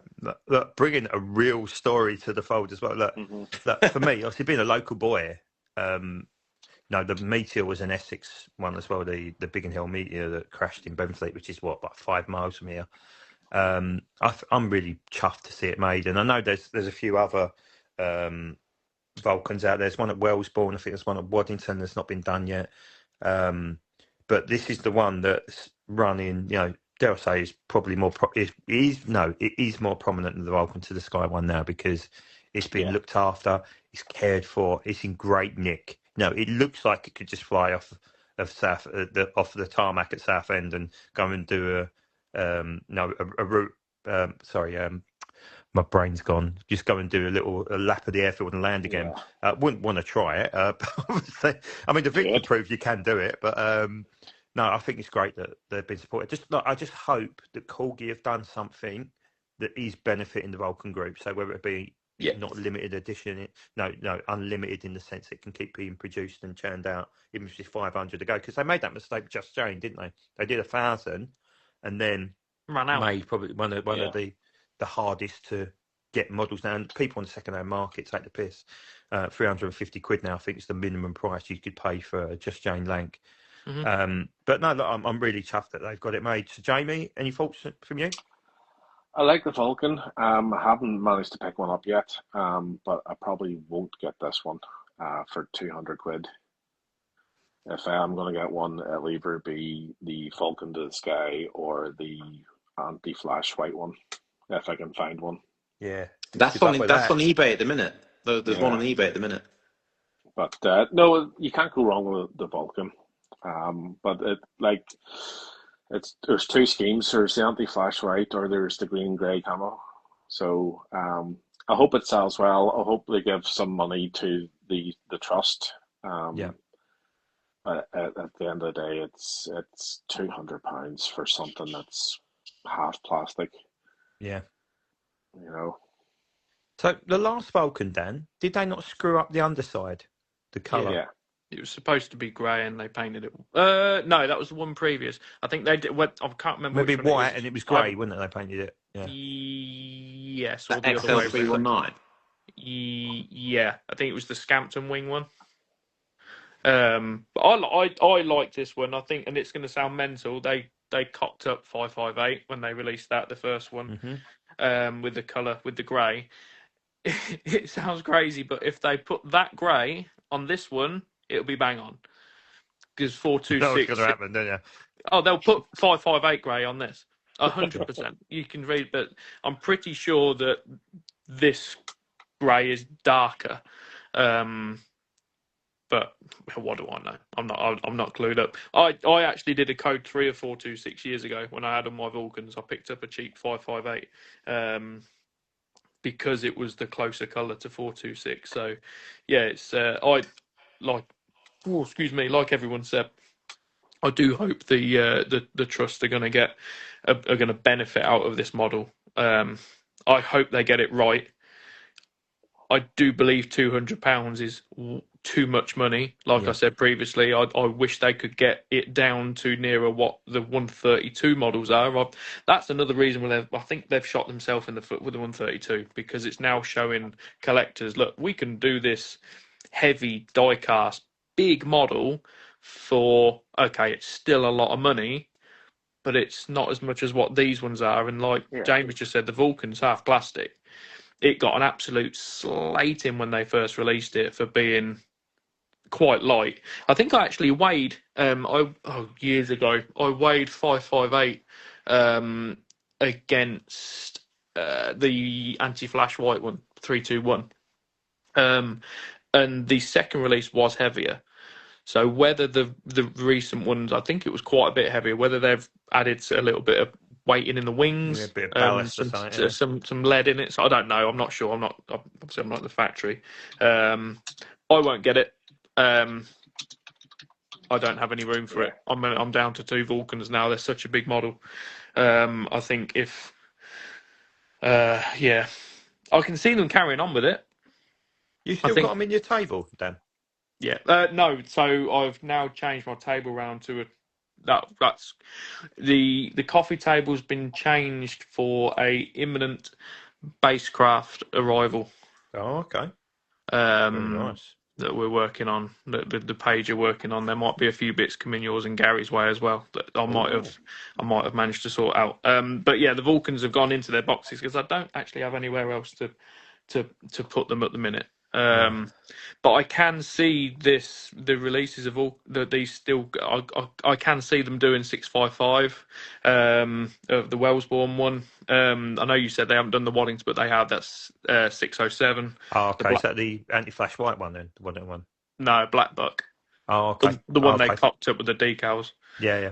They were peeling off. After 655, I mean, how far do you go? Do you carry on doing all the museum ones? Newark, haven't you got one at Newark? One at Norwich as well. You got Newark, Norwich. You got Cosford. You've got Duxford. Yeah, I see the Cosford one last week actually. Seemed really good. You've got one of the few aircraft that is. Yeah, you've got. I think you've got a couple at North. You got one Newcastle way. But anyway, Newcastle. Yeah. Yeah, you've got a few different schemes you can do. But yeah, I like it. Right, so scores on the doors. Starting with you then, Dan? I'm going to go for a 8. Yep. Jamie? 7 for me. And Kieran? 8. Yep, so go. That is, I've gone with 8 as well, so around about 7.5 to 8. So that's a decent score. Massive amount of cramp. Oh, no. Yeah. Welcome to older age, my friend. Wow, that one hurt. All you need is a bit of diabetes, mate, and your legs will want to feel like they want to fall off. Gosh. Anyhow, onto our final release of the night and of the catalogue, and that is ME262A-2A, the Blitz bomber. This, looking at the forum, appears to be the one that everyone really wants to get. I think the previous one sold really well. The previous ME262 sold out really, really quick. I thought it's quite obscure, but the love for it seems to be there. I haven't had a 262 for a while, actually. So it's one that's definitely on my list. It's further down, I guess. Not the top, but seems to have been well received. Looks quite interesting. Again, not an aircraft that's attached to a pilot, but attached to a mission. So the mission to bombed the bridge over the River Vaal in the Netherlands in September 44. I'm guessing just after Market Garden. So interesting that they found out it wasn't suitable as a bomber, and the bridge was so heavily defended that nothing really happened, in all fairness. No. And it represents one of the aircraft that led the unsuccessful attack. So I'll start with Dan, a little bit out of your comfort zone, your 262. But any thoughts on this?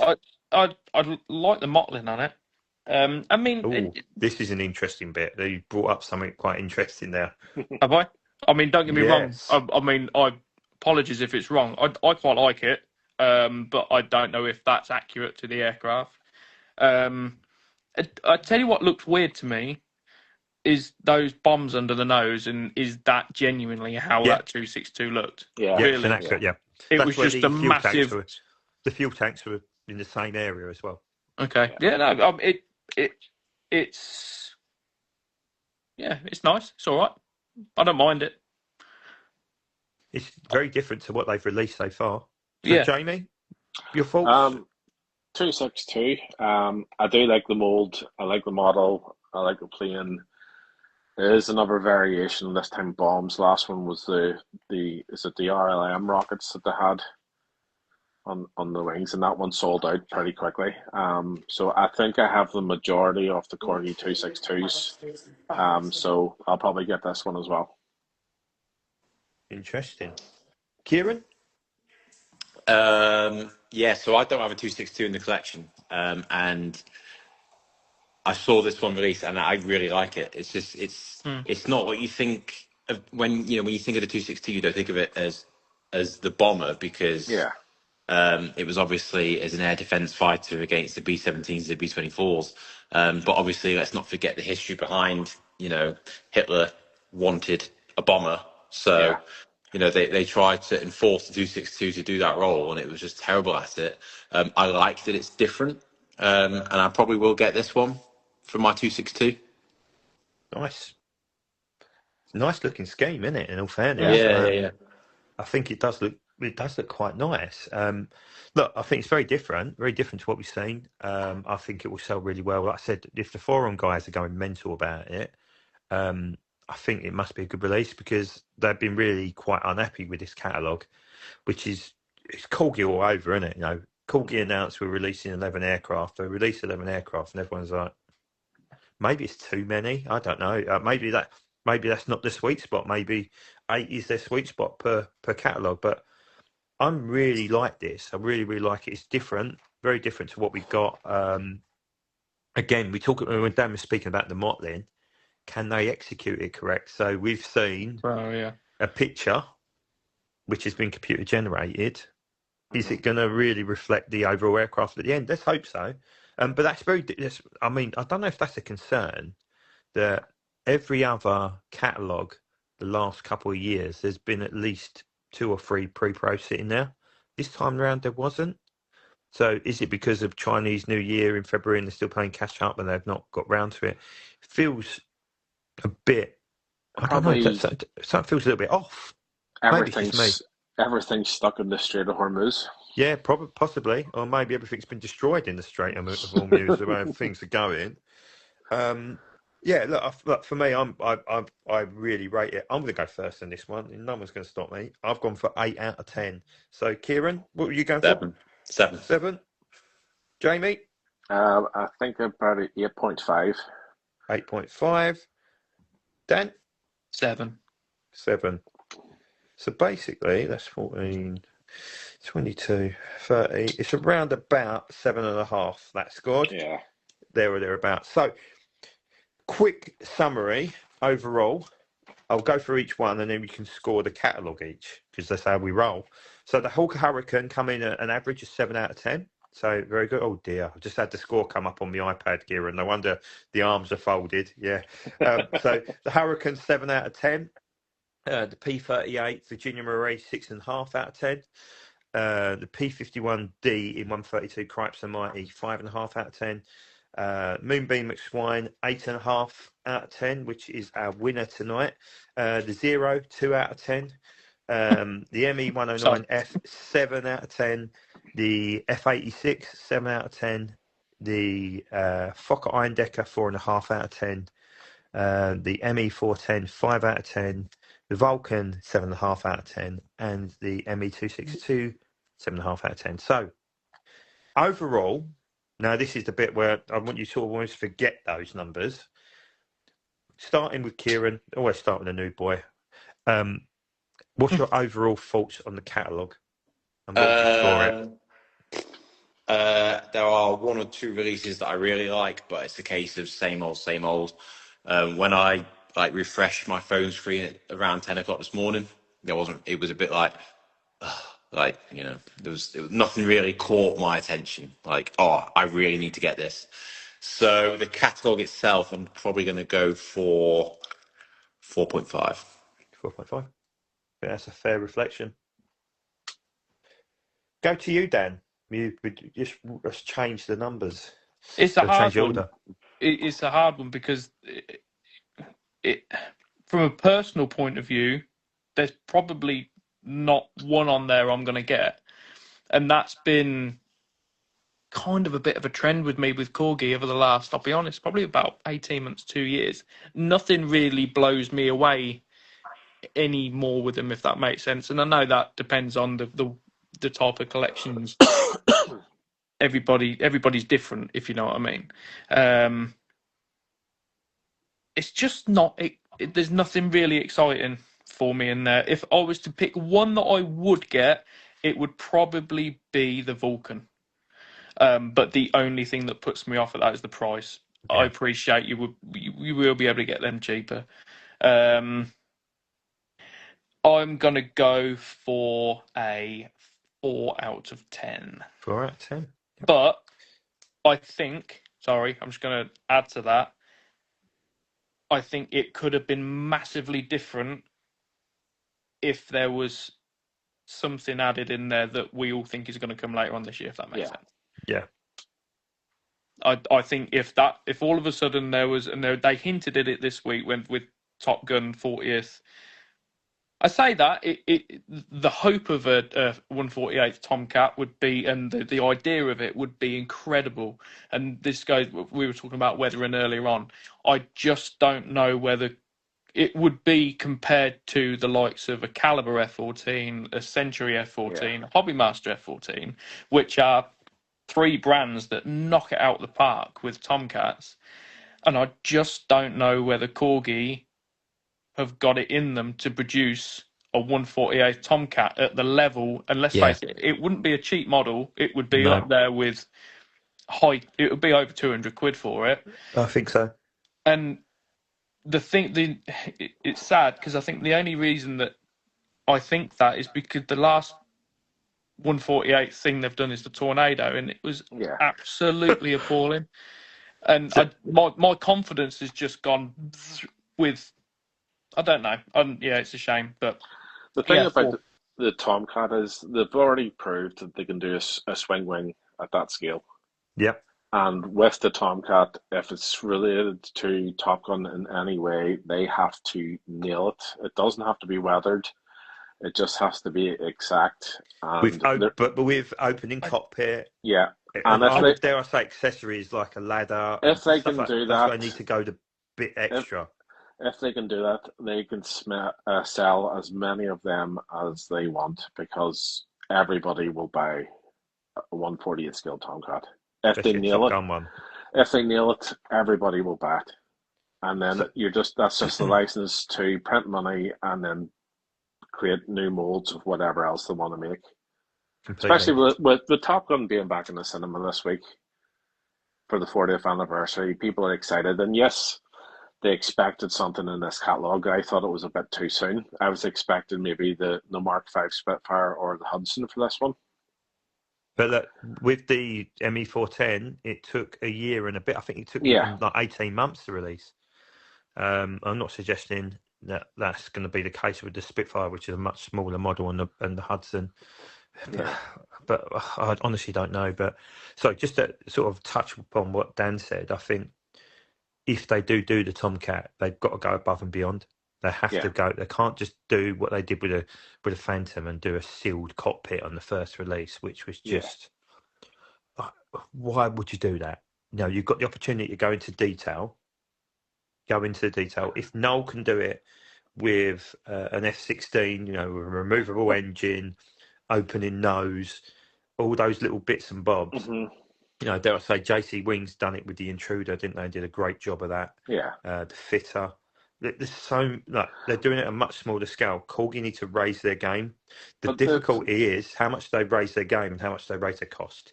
So if they're going to go, right, we've raised their game, £600, then you'd be like, no, you wouldn't. Yeah, lads, you made a bit of an error there. The £600 plain green Japanese Zero in 148. But it's going back to the argument earlier about caliber and the B-58 because that was a fairly expensive model, but I got mine and I had no issues. When I got it, I was like, this is the model that I knew I was going to get. The presentation was amazing. The accessories are amazing. At no point did I think, shit, I regret spending 300. Yeah, but you didn't think the engine pods are slightly too fat. You thought, I've got a Hustler. This is the model of the year, and the way it's presented. You just. But I think you can think that. I think you can think that with every model. Not one model out there is perfect. No, of course not. There's not one. If you're happy with it, it's like that. It's a model's like a bottle of wine, right? Yeah. You could pay £1,000 for it and like it, or you can pay £3 for it and like it. It's all up to you and how you feel. If it sits on your shelf and you're happy with it. Yeah. But like the B-58 isn't just a great model; it's a massive step forward. Yeah. Like I said, from the presentation, from the accessories to how it goes together. And of course, some people were moaning on. I think Christian got one. Who was it who got one that's a bit wobbly on the end? Oh no, sorry, it was Chris. Chris from Heavy Metal Diecast. Mark, can you imagine if the ME410's undercarriage was all magnetic? How much easier would that be? It's a simple thing. The magnet does the work. You're not forcing things in. If you're klutz with like me, with bloody fingers, it's and just imagine you're a 70-year-old man who loves aircraft and you've got arthritis. Trying to put the ME410 together would be getting the bloody undercarriage out in the first place would give you a nervous breakdown, right? So you've got to make it as easy and as simple, but you've got to make it look effective. It's a bit like an Airfix kit, yeah? If you get 2 bits that are warped and you've then got to bloody completely remodel it, what's the point? That's not the whole idea of it, is it? It's just simplicity is key. And one thing I would say with Corgi, they've gone for accuracy, but they've ignored simplicity. And there is some good stuff there. Like the new Mustang goes together beautifully, but then the ME410 and dare I say the B26, which seems to escape quite a bit of criticism. Yeah, the undercarriage of the B26 is dog shit. It's not even. And then when you put it in, the fucking thing goes. So it's like, oh my god. But I was watching Chris Heavy Metal Diecast earlier, and he was doing the review of the Beaufort, and the undercarriage of that is all metal, and it's a complicated undercarriage, but it's cast iron. Yeah. So why couldn't they do that for the 410? Because obviously they want to sell them because this is the 3rd scheme in a year. Yeah. And it's such an easy thing to do. Like the first scheme, no one noticed that the air intake in the engines were wrong. It was only until the second one. Yep. But I went to Cosford Saturday and I see it up close and I was like, hold a minute, did they not scan this ME410 that's actually in Cosford? They've probably I thought they LiDAR scanned it, and obviously they've probably just scanned one wing and then just swapped it over. And that's what's happened. But it's still a great model. No, it's still a great model. Look, I mean, we know it. I think that also has a massive effect on the 3rd release because people are going, well, it's not accurate then. And now some people are very anal about it in our hobby, really. The old rivet counters, we used to call them. And and they've got a right to because they're paying top. But when you're expected to pay £100 for 1/72 scale exactly 410, you need to be a bit anal about it. Absolutely. Those days at least 25 £15 a model in the Black Friday sale are over, we're paying top dollar for it now. And of course, talk about people's disposable income, the way this country's going and how it's been, you look at the hospitality industry, people aren't eating out there because they don't have spare cash anymore. Yeah, and this is into that spare cash category. It's a hobby, right? It's not a necessity. And Rather like than I can't agree with like Corgi basically doubling their prices on things like B17s and B24s when it's a mold from 20 or so years ago. Absolutely, it's The only same reason why I bloody still thing. get the majority of them is because I love the 8th Air Force stuff. But the fact that maybe when Sentimental Journey first came out, whenever it was, maybe it was around about £100, and now Royal Flush is like 180. Like, and there's no justification because And it's there's been wrong. no improvements to the model at all. Dare I say it's got worse. As Yeah, age has got exactly. worse, it's got more gappy. A bit more gappy. And they even can't paint the guns anymore, apparently. So, Yeah. jeez. And yeah, Jamie, what's your opinion of the catalogue? I would probably say a 6 out of 10 because I was expecting the Hudson and the Mark V Spitfire. For quantity, it's very good. There's some great aircraft in there. I'll at least get a couple of them. Probably the 262 and the 109. It's not as bad as people are making out. No. There's plenty there. It's a bit RAF light, a bit US Air Force heavy. But people always complain about Corgi being just focusing on the RAF and British fighters, and they've done the exact opposite in this catalogue. Yeah, completely agree. Like, is it 5 US Air Force? Gents, I'm going to shoot, but it's been really good chatting to you. No, See you good soon. to have you on, mate. Lovely to see you. I'll catch up soon anyhow. I'll definitely see you at Shuttleworth. Right, so Kieran, thanks Kieran for coming on. I don't know if Mike, you want to add yourself on now for a quick 10-minute just shout on. But I don't know whether he's capable. I'll do my catalogue with you because I haven't got to me yet. Come on, get most important one of the group here. Go on then. No, I've gone for a 5 out of 10. I don't get the hatred for it. I get the disappointment because we've announced. Well, there's been 11 announced, and I think people are just. I think there's this expectation. I think for a lot of the forum that there's 11 announcements and all 11 they're going by, and I don't think you can do that. It's you can't please everybody all the time. No. I think there's some good releases in there. Also, I think there's some waste of space releases. Yeah. I'm not entirely sure about introducing 2 132 scale models in one catalogue. I'm not entirely sure about forcing another ME410 through. The 0 for me is a waste of space.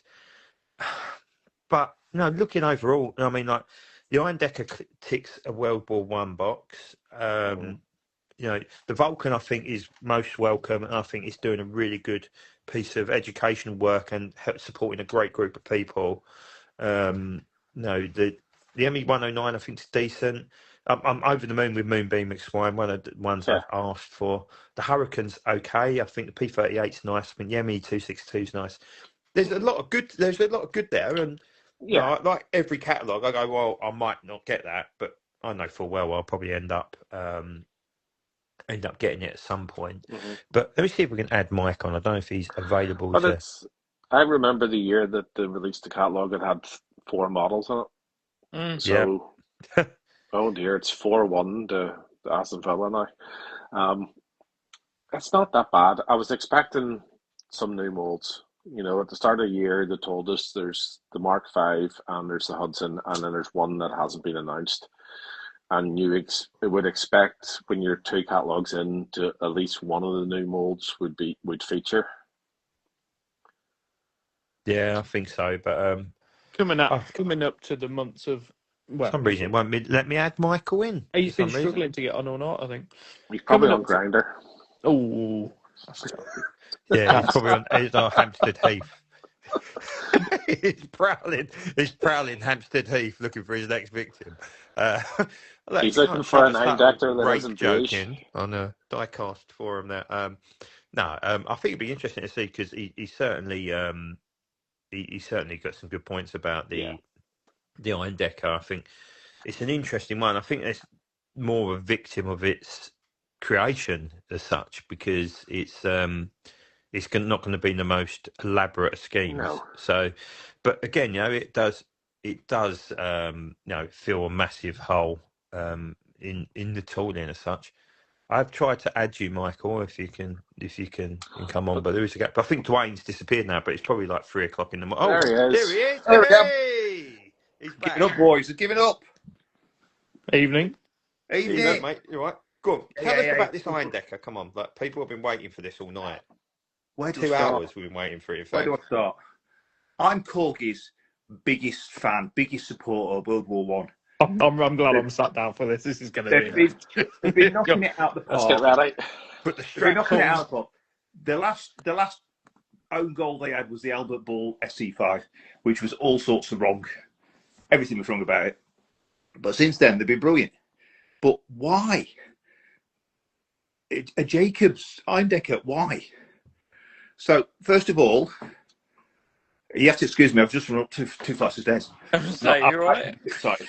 Jesus Christ. First of all, it looks like the Visions him going up in his Stenner stair lift. It's almost identical. Even the weathering's identical. It's like, why? Secondly, Jacobs. Jacobs was a fantastic pilot. He got 48 victories, mostly in the in the DR1, the triplane. He got 1 victory in an Irondecker against a Cauldron that had a pilot and no observer, so basically was defenceless. And it's like, that's all he did in it. Secondly, his best friend, who got killed in 17, late 16, early 17, Kurt Vingens, flew a green one. He was one of the top aces in an Irondecker. That would have been a fantastic scheme. The most important thing about Kurt Vingens, he was the first one to shoot somebody down with a synchronized gun in the world. That would have been a better choice. That would have been a fantastic choice. You know, Immelmann and Bolker were the 2 ace German pilots in 15, 16. We've never had an Immelmann one. You know, and again, the Immelmann had a green screen and a base scheme. So, Have they done Jacobs DR1, Michael? Say that again. Have they done Jacobs DR1? Yeah, it's the black one with the. Oh, okay. It's that one. Okay. So yeah, Model Power have done it. Corgi have done it, and that's what he was well known for. And if I look at it, I mean, I've listened to you guys with interest because obviously you guys are way ahead on everything else. I don't understand why we've released 11 planes. I don't understand why that many. I mean, I know we used to moan when they did 4 or 5, but it's like, and it feels to me like they've all forgotten to do any releases. They've all gone down the pub on a Friday and they're all frantically Googling. It's a scattergun approach, isn't it? Because the Irondecker, don't get me wrong, it's my second favourite Corgi plane. It's a fantastic model. But there's so many different schemes. The Turkish scheme, the Turks flew 22 in Palestine. They've got black squares instead of crosses. That would have looked fantastic. The Royal Flying Corps had a captured one with roundels. I know they do a series on Wolf in Sheep's Clothing. That would have been fantastic. Immelmann, Vingens, you know, even Schutz, who's I think scored 8 victories in an E4, which essentially was the same as an E3. It's just it had 3 machine guns instead of 2. So it's like a random scheme that they've locked out at short notice. And if you add that to the Zero, which literally looks like something Matchbox would have done in the 1970s, and the Hurricane, which is again I had to Google the pilot. I'd never even heard of him, and it's like they've just knocked out middle of the range stuff for the sake of knocking a bit too obscure. It's really, you know, if you, and we always go on about why don't they get people like us involved? You know, why don't they sit down with us? I was just about to add that point, Mike, that I just imagine they had you on board, giving them some solid research schemes. I mean, the forums, I don't know if you looked at the Corgi May to August thread on MH3, that somebody shared a whole load of schemes that could be done. I think Juicy Simon has done, or Simon, I don't know, he's done a load of doing a whole code squadron on the of just 5. And it's incredible, absolutely incredible. Absolutely fantastic. And he's literally just knocking out code 3s for fun. And they're difficult schemes to do. But on the wider scheme of things, it's like Marseille's, you know, 109 in 1 to 32. Why have all of a sudden they've gone down the 132 route? It just seems a bit. Look, random. nobody's It's all I've certainly random. The not word been I'd use falling is for it. random. Yeah, but the 132 one, and I don't want to say it sounds like a bad investment because I want to wish them well and I want to wish them to sell because they sell, they reinvest, they pump out more aircraft. But I've not heard anybody in the serious collecting side of things who's been calling out for 132s. When was the last time we released one? It must have been at I least believe 20, it was 20 the years RAF ago. Mustang. No, I don't. But I would imagine Sharp around mouth about one. about 2013, 2014, I would guess. I mean, I don't please, if anybody who's watching can quote me on that, but the RAF Sharpmouth Mustang was the last 132 aircraft produced, and the only one in the new style boxes. I think the one before that might have been Black Six, and maybe the Battle of Britain Memorial Fight Night Reaper. Might have been one, but certainly the Mustang was going back a long You're going time, back right? at least 15 years, yeah, maybe. easy. So look, it's good they found them. Might have been a Mozzie as well. Was it a Mozzie FB? You did have the 132 Muskie. I mean, Jesus, Yeah. they were. I Black think the Roof. Mustang was the most recent. I'm pretty certain the Yeah. Mustang was the most recent. The RF one, anyhow. But it feels like a really random decision. And look, there's two in one catalogue. That's brave. It's brave, and part of me says, isn't it stupid as well? Because I don't know how much run it's going to be, but I'm assuming it's going to be minimum sort of 800 to 1,000. I mean, don't have anything on the website to say how big the run was, but I mean, look, they call them loft breakers for a reason. You know, if you're a serious collector, trying to shove a 132 aircraft in, which is fantastic. Let's not get away from it. It does have its faults. The undercarriage was a bit funny on the Mustang, and you know, even the ME-109, I think the undercarriage had a tendency to collapse because it's quite splayed, isn't it? And it feels like a big risk. Massive risk. But look, somebody's giving them some advice there. I also look at it. I got respect for people that do take risks, whether they work out. Maybe because they're in a good position. They're in a good position to take a risk. Now, Corgi's the golden egg of Hornby at the moment. It's the only one that's turning a significant profit. And let's face it, they've chosen two schemes that are, in any other scale, definitive sellers. Yeah, they're definite. They would sell. So maybe they've looked at it and gone, you know what, bugger it. We've got these two molds. Let's chuck it out on 132 and see what it does. Well, there's no heavy bombers in this release. No. But I guess because they've whacked in, other than the Vulcan, you know, Vulcan's 200 quid, and between that you buy two 132s, that's 300 quid. 300 notes thrown away, thrown at Corgi. So it's a big, it feels like a big risk. I mean, like releasing 11 releases at $59.99 wouldn't feel like a massive risk to me because they're low price. You can sell them by volume. To sell £150 model by 1,000 is £150,000 in the kitty as well, if it's successful. But for those who've had a look on the website, there's still quite a few bits knocking around that haven't sold, like the Operation Torch Swordfish. I think the Desert Beaufort, the London's Revenge Halifax is still sitting around. There's quite a few bits still sitting around, which I probably would have thought would have sold. You know, the Dornier was a huge success, bit of a curveball one, really, because you know I'm amazed that many people have bought it, but it's a great release. It's a brilliant. I bought it. It's you know, for a non-aircraft collector, it's probably a little obscure. Evening, Andy. James has joined as well. Evening, James. But I don't know. Look, I mean, look, I'm sure we'd be blown away. But I would imagine REACT will be the big unveiling of a lot of stuff, including, I would hope, a pre-pro of the Spitfire and Hudson. And probably, last year they released 4 aircraft, didn't they, at REACT? So hopefully we see a Top Gun or 148. I can't think either. The F6, the US Spitfire was one the of them. Lightning, the second Marauder, and the Suffolk Spitfire, and then it was the 410 as well. That's it.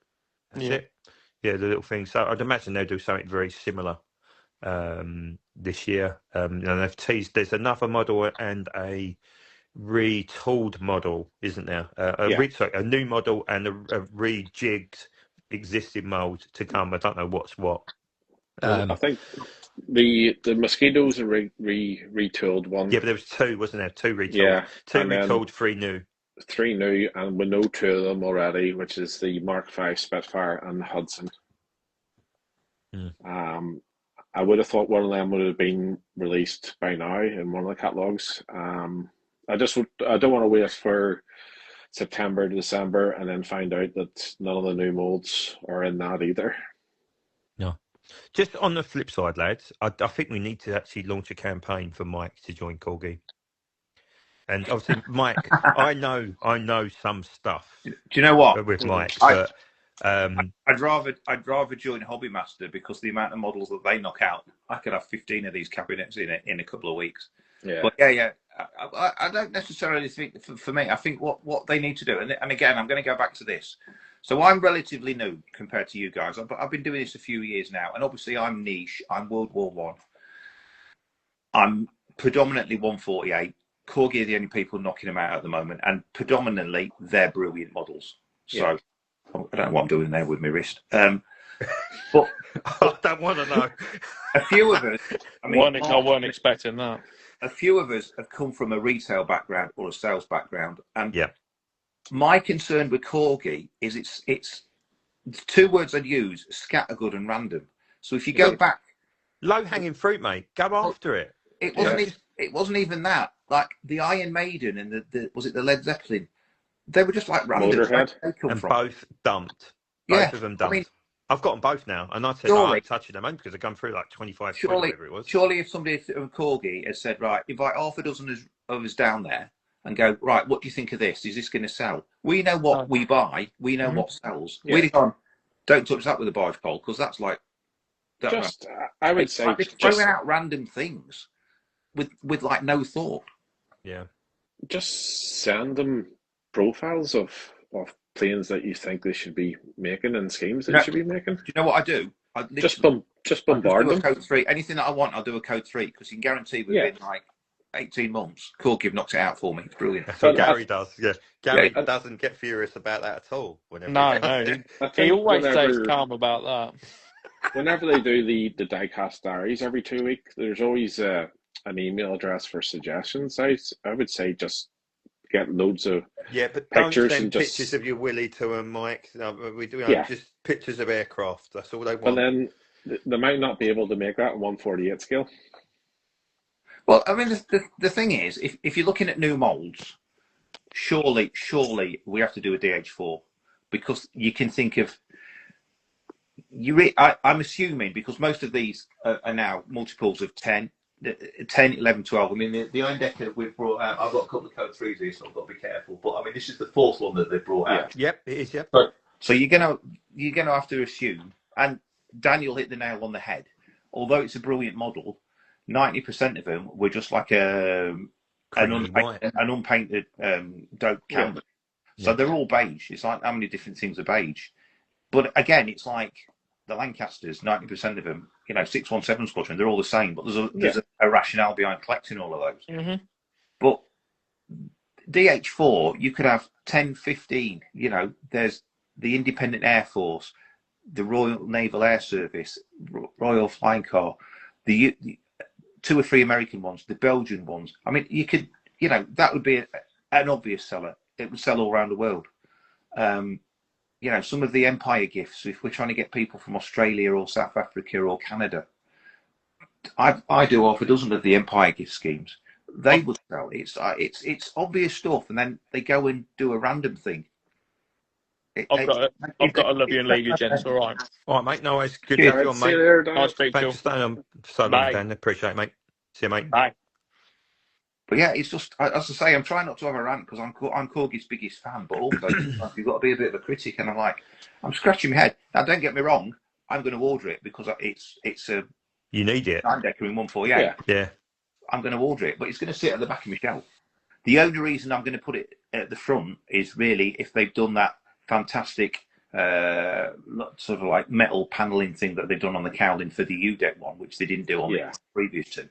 And again, so it will look better if they've done that. But it's like, yeah, it's like, it feels to me from talking to you guys and listening to you guys as well, missed opportunities. You know, these models are getting more and more expensive. The market is shrinking. The collectors are getting more niche. We're all getting on a bit. Yeah. Financial times, we haven't got as much money. You know, I mean, Dan, you know, bless him, sometimes can have a bit of a downer on it, but he doesn't want to put his hand in his pocket, and who can blame him? It's got to, he said it himself. It's got to be something that really excites him before he'll buy it. And it's like, nobody's going to buy that Zero because it's a bland scheme, but it doesn't do anything. The Hurricane, no, it's like, there's no history behind it. There's no excitement around a pilot. There's no heroic action. There's no personality. Do you know what I mean? It's a weird one. It's a very weird one. And look, if you're going to release something, do something simple. Even if you release another bloody Spitfire, release Spitfire MH434. People want it. They see it. You know, P47 Nelly B. Just there's so much. Have they ever done a Polish Air Force? You know, a Polish squadron Spitfire? Yes. Trying to think which one it is. The Dieppe raid one was Polish. I bet that sold out. Yeah, I think of Jan Sumbak as well. Zumbak. Yeah. Donald Duck. Yeah, that was sold out. And I believe one of the Great Escape Spitfires is Polish as well. Yeah, but yeah, it just, I don't know. I looked at it and I was like, yeah. Well, this is the thing, right? I'm not an expert like you guys are, but for half a dozen of those, I had to Google who the pilot was, and I'm like, if that's me, and I've got a basic knowledge of aviation and an intense knowledge of World War One, then how are we? And I say this every time, and I feel like it's a broken record. How are we encouraging new people into the hobby? You know, who's the next generation after us? Next generation of kids, and you know, kids see aircraft at air shows. You know, and they did. I think they've done very well. You know, in terms of air show birds, and they're getting, certainly with Moonbeam, with Swine, and with the relationship with Biggin Hill. That's certainly not not something to be, you know, to moan about. I mean, Andy's just said Sally bloody B, and I've actually said, and I'll tell you what, this isn't a dig at Corgi, because I said, you know, I'm their biggest fan, but also no one should be immune for criticism. I want them to do well, and the reason I want them to do well is to release the right stuff that people go and buy. Yeah. Now, Sally B, I had a discussion with Mike and said, look, let me go on behalf of Corgi to Ellie Salimbo and come up with an idea, a business idea. You can produce Sally B that can help the Sally B, the B-17 Preservation Limited Company. So it might be every release has a membership form in, and every release £10 goes towards funding Sally B. You sell 1,000 of them, that's now 1,000 times 10 is £10,000, goes straight to Sally B, right? And that might pay for fuel for a flight, might pay for a little bit against insurance and maintenance or something like that. Nothing. I'm willing to do that off my own back, to go there and have a discussion and see if I can make something work, because I come from a retail background, right? So I want Sally B to carry on thriving and display for years to come, and B, I want a model I can put in my collection that is of an iconic aircraft that I've grown up loving watching. And nothing. Just you can only offer so much. And I strongly believe the likes of David and Michael's hands are tied. I think it's probably the money men at the very, very top who have their own agenda. Because I've got a lot of time for Michael Clegg. I think Michael Clegg is, you know, he's a friend of the page. He's a really, really top man. And really cares, passionate, and he's really passionate about the brand and aviation. He's a brilliant person to have involved. I just think his hands are tied 90% of the time, and I don't think he's probably able to get across what he really wants to do. And also, he's really busy. He's got Airfix, he's got Diecast blogs to do, Aerodrome. He's running around like headless chicken. And I guess probably he's stretched too thin. Now, if I use my example, my missus, she's a store manager, but she does everything that other than being a store manager. She does so many other different things for her boss and neglects her own job at times because she's too busy. And I think that's probably the same thing with Mike. But is the only reason that they released the 144 scale one without their approval? Is that the only reason they haven't done it? Apparently, when they released it, it didn't go through B17 Preservation Limited. Yeah. And they had a falling out, but that's when Corgi were Corgi and not owned by Hornby. So because you're talking 20 years ago now. The and last I think time she's got the ump about it, and rightly the so. last, Because the last time I was in Duxford and I got a tour of the Sally B, they actually sold me the 144 scale one. Yeah. So I don't know what happened there. I think again, you talk about producing models that had no benefit to Sally B as a business. I think this is what they need to do. If they're going to do that, I think people would gladly pay £10 more for a B17 model, knowing that £10 is going towards the upkeep of a historic bomber. Or and if you get a membership of the Sally B Association, you get 10% discount or something. Yeah, something like that. Just something different, something innovative. That's not just a model, but it's benefiting a bigger thing. Because, like I said, most people would want Sally B, a bit like Just Jane. Just Jane was made for the Lincolnshire heritage guys, right? It was made for them, so they took most of the profit. They bought it at obviously a discount rate and sold it. Sally B should be the same. I don't know whether they should do that. Because they've done the T9s. They're doing the People's Mosquito. They've done the People's Mosquito's going to be 132, I think. Isn't it? Commemorate Air Force. They've done the tie-ins. They've now got the Top Gun tie-in. They have Iron Maiden, Motorhead. Yeah. You know, they have the Wallace and Gromit. They have the Star Trek. They can do it. Just swallow your pride, get it done, because it will sell. The B-17 sells. It's the most famous B-17 and in how Europe. many has that tooling got left in it? Well, probably another 2. At least. But yeah, I think it needs to be done. But there's so many iconic aircraft not been done. Oh, yet, you know. Absolutely. So here's a good example. And obviously we forget, we're very England-centric, Corgi very centric. Yeah, of course. But so two things that I know of. So the Avro Heritage Museum in Manchester have got an Avro Shackleton that's in crate and they're ready to assemble it. They're waiting for some European funding so they can build a massive hangar to fit it in because it won't fit in the museum. If you tooled an Avro Shackleton to the same colour scheme that's in there and you literally just sold it in that museum, it would sell out. Fokker D7, we've already got a Fokker D7. Now, one of the famous Fokker D7s was built for the Blue Max in 1966 to film the Blue Max. Yeah. One of those was sold to a guy in America and it's sat there languishing, and a guy called Danny who runs the Stamper Museum in Antwerp in Belgium bought it.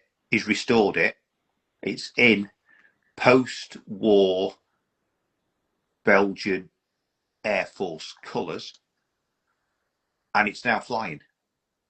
You know, if they knocked out, I don't know, 1,000, 2,000 and put that in the museum, literally they'd sell out all the time. It's like it seems to me that there's somebody that doesn't do marketing that's doing the marketing, and somebody that doesn't do research that's doing the research, and it's like there's a big disconnect between us and them, and we could help. You know, I would. I'm not doing a sales pitch here for me to go and work at Corgi. No. But if they came to me and said what would sell, I could go, right, this scheme, this scheme, this scheme, they're historically accurate.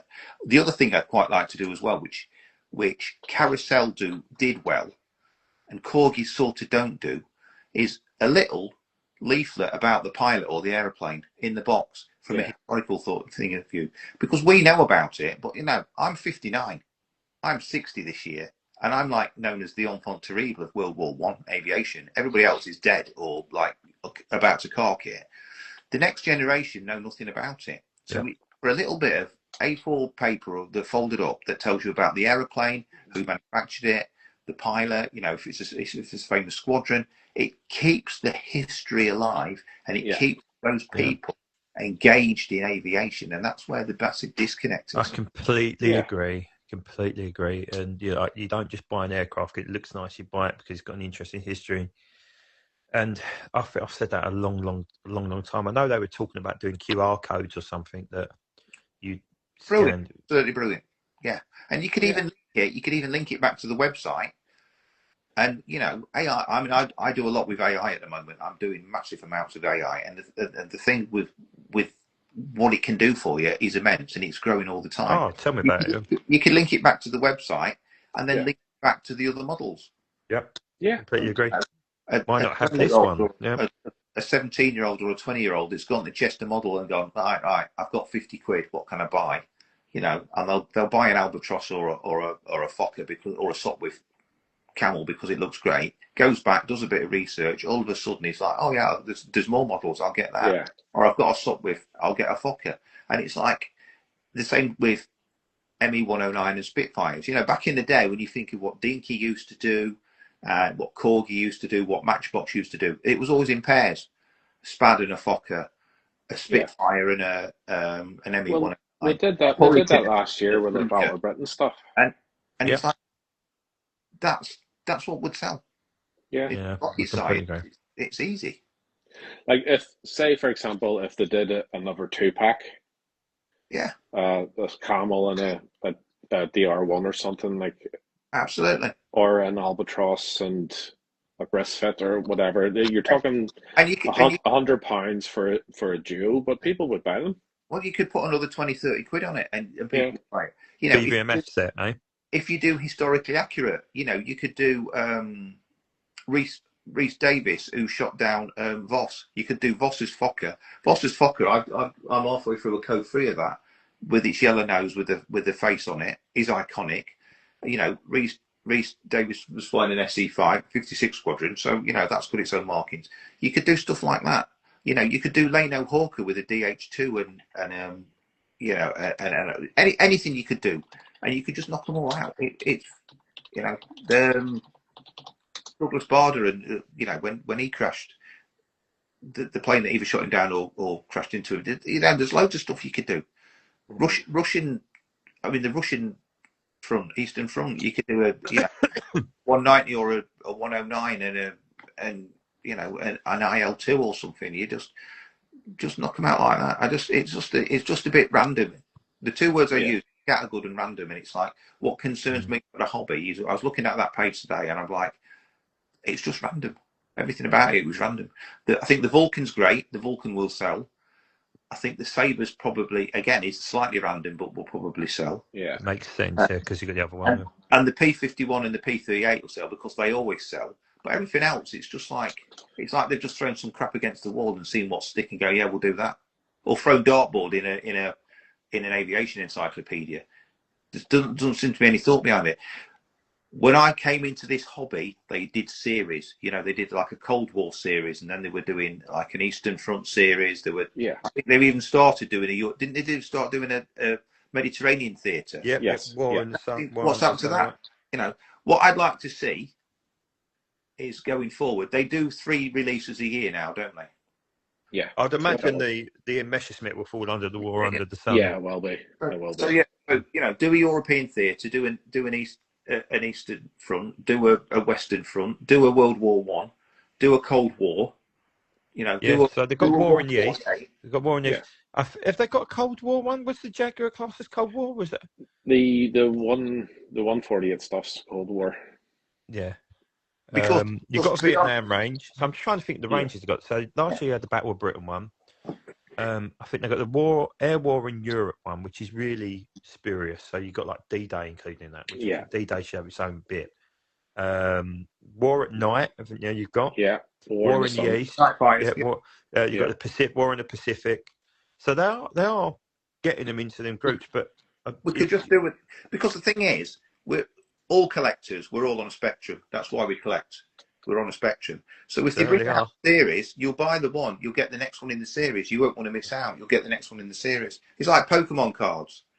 They bring them out in series. People are queuing up. They're fighting to get them out because they want the whole thing in the series, and it's that's aspirational and that sort of like craving. Corgi, I think they used to tap into it, and I think they've gone away from it. We just need to get back into it. Yeah. I mean, look at Hobbymaster. Hobbymaster must knock out. I mean, how many did they knock out every month? I mean, usually 12 to it can be as much as 20, isn't it? But it's usually between sort of 16 and 20, I think, maybe more. You never see Hobbymaster with a load that they haven't sold. No. Somebody's buying them. But they've got a smaller. To be fair, at Hobby Master, they release like 2 Phantoms. They'll do a split run, sort of 300 of each or whatever it is. I don't quite know how they do it exactly. But they've got about 170 different Phantoms. Yeah, because the Phantoms sell. Mental amount, yeah. But mental. You know, they don't have them hanging around. I've never seen Hobby Master having a sale of stuff that they can't knock out. No, they don't. No. They don't. They don't. Well, I guess they're more of a supplier rather than a mainstream. Can you buy direct from Hobby Master, or do you have to buy through? I don't think you can. Yeah, I think that's probably why.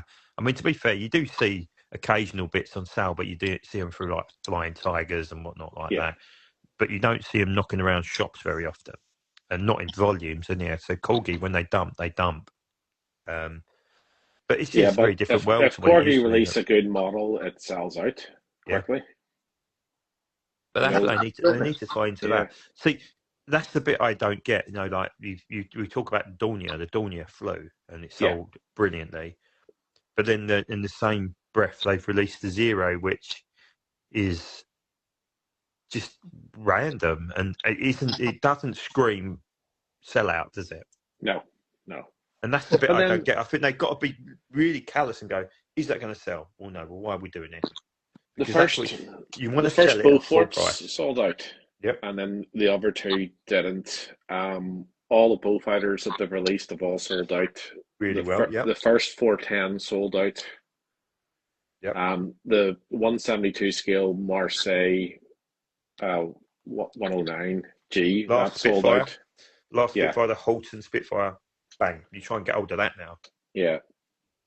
So it's weird because obviously the Douglas Banner Spitfire sold out, the Stuka sold out, and then the Hurricane and the 109 was just they just left. Lingered. Yeah, they lingered. The 109 I think sold out now. I think that's gone. Yeah. The one with the red stripe on it, so it did go. And I think the Hurricane went as well, and they didn't have to reduce them, I don't think either. So that's good. It was just a little bit slower, but they've just got to find that right mix. You know, I criticised them for releasing the Barda Spitfire because I thought, it's the same pilot again, but it's one that people go for, and that's what gives you hope about the Preddy and Marseille 132 because popular pilot. They have the history. They got on this one, the Zero and the 262 don't have a pilot. No, the 262.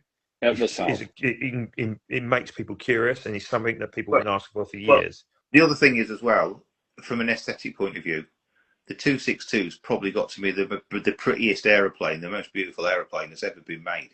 You know, from a streamlining point of view, from an aesthetic point of view, and the fact that it's a jet, the fact that it's Luftwaffe, that's always going to sell out. Yeah, I don't know that will sell out. Who's going to collect a Zero? You know, I mean, it's an ugly looking plane anyway. And it's not the best mould either. It's not the best tooling. The scheme reminds me of, you know, when back in the 80s when you used to get those Matchbox models that came in 2 different coloured plastics so you didn't have to paint them. That's what it looks like. And it's just clunky. And, you know, a few people, if you're into the sort of like War in the East or you're collecting Japanese or you know, you want a counterpoint to a Hellcat or a Corsair, but it's just... Yeah, it just smacks me. It feels like a nothing release, that one. It really does. It's such a strange one. It feels like they've found the tooling and they've just released anything just to see if the tooling still works. Yeah. I mean, the Zero's been relatively recent, was it? When's the last Zero? Probably one of the anniversaries. Yeah, Pearl Harbor one. It was a Pearl Harbor one, wasn't it? Yeah. A couple of years back. Yeah, it's just a bit random. I'd say I'm just random. Anyway, I've had a rant now. I've run out of rant. Thank God for that. I think the crowd go wild. The problem is for me, my expectation has got so high. Yeah. I mean, we don't talk about the Albert Ball one, but since then, I mean, before then they were not bad. Since then, everything's been smashed. You know, the Bristol Night Fighter. I was saying, let's get a Night Fighter. You know, then next we need to do a Comet Camel, which would be a Camel Night Fighter, which is easy to do, and that would be brilliant. Great schemes. There's 3 or 4 different schemes. Do another RNAS Camel because they're always bright schemes. I mean, the Royal Naval, the naval lot were painted the planes as gaudily as the Flying Circus. You know, I would just send the suggestions through to Corgi. It won't do any harm. You know. Yeah, on that research. You know what, James? I'm going to take that on board, and instead of just like sitting here ranting, I will do that over the weekend. Because I might send them a massive list then. I might do the same. If you have like a profile or a foresight drawn or something, just send it through to them and say, I think this one would sell. You haven't done it. Give them a bit of history about the pilot and say it's a suggestion. And if they make it brilliant, you'll buy them. And if they don't, well, at least you suggested something to them. Absolutely. Because if you did that, it would be better than that zero. Yeah, absolutely. At least there'd be someone who wants it. Nobody wants that zero. Well, to be honest, I think you're going to struggle to sell the Jacobs Eindecker. Yeah, I think that's going to. And this is a real purist because it's a beautiful model, but apart from me, I can't think of any one person that's going to want to buy that. No. Well, I bought the Udet one, so I'm happy with that. The Udet one is beautiful, and the way that they've got the hammered finish on the cowling, is perfect. And what I will say for Corgi, it's constant improvement. You know, the second Bristol Fire was loads better than the first. Mm-hmm. They made slight amendments. They've got Palmer aero printer on the tyres.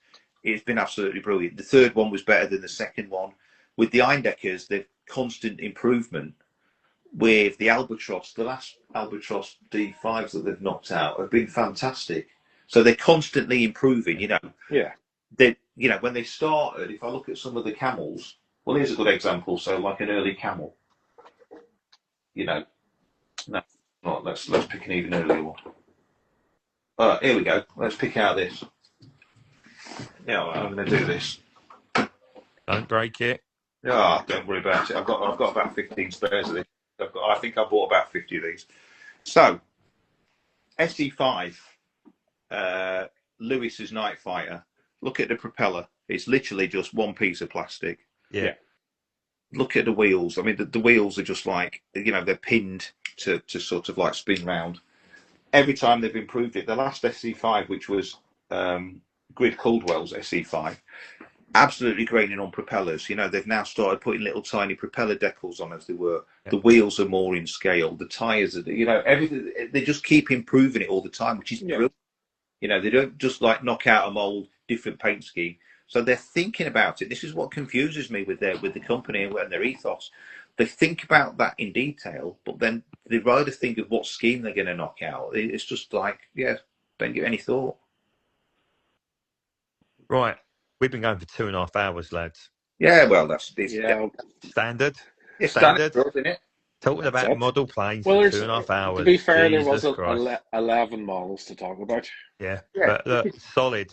A solid night's work. Look, cheers, boys. Thanks for coming on. Thanks for everybody who's actually watched and stayed on. It's been busy tonight. Lots of people. Thank you to Kieran for making his debut. Thank you for Dan for staying on a lot longer than I think he initially planned. But no, cheers, boys. Really appreciate it. Always an absolute pleasure. Anything that gives Dan cramp, that's hilarious. welcome to middle age. Welcome to midlife, pal. Yeah.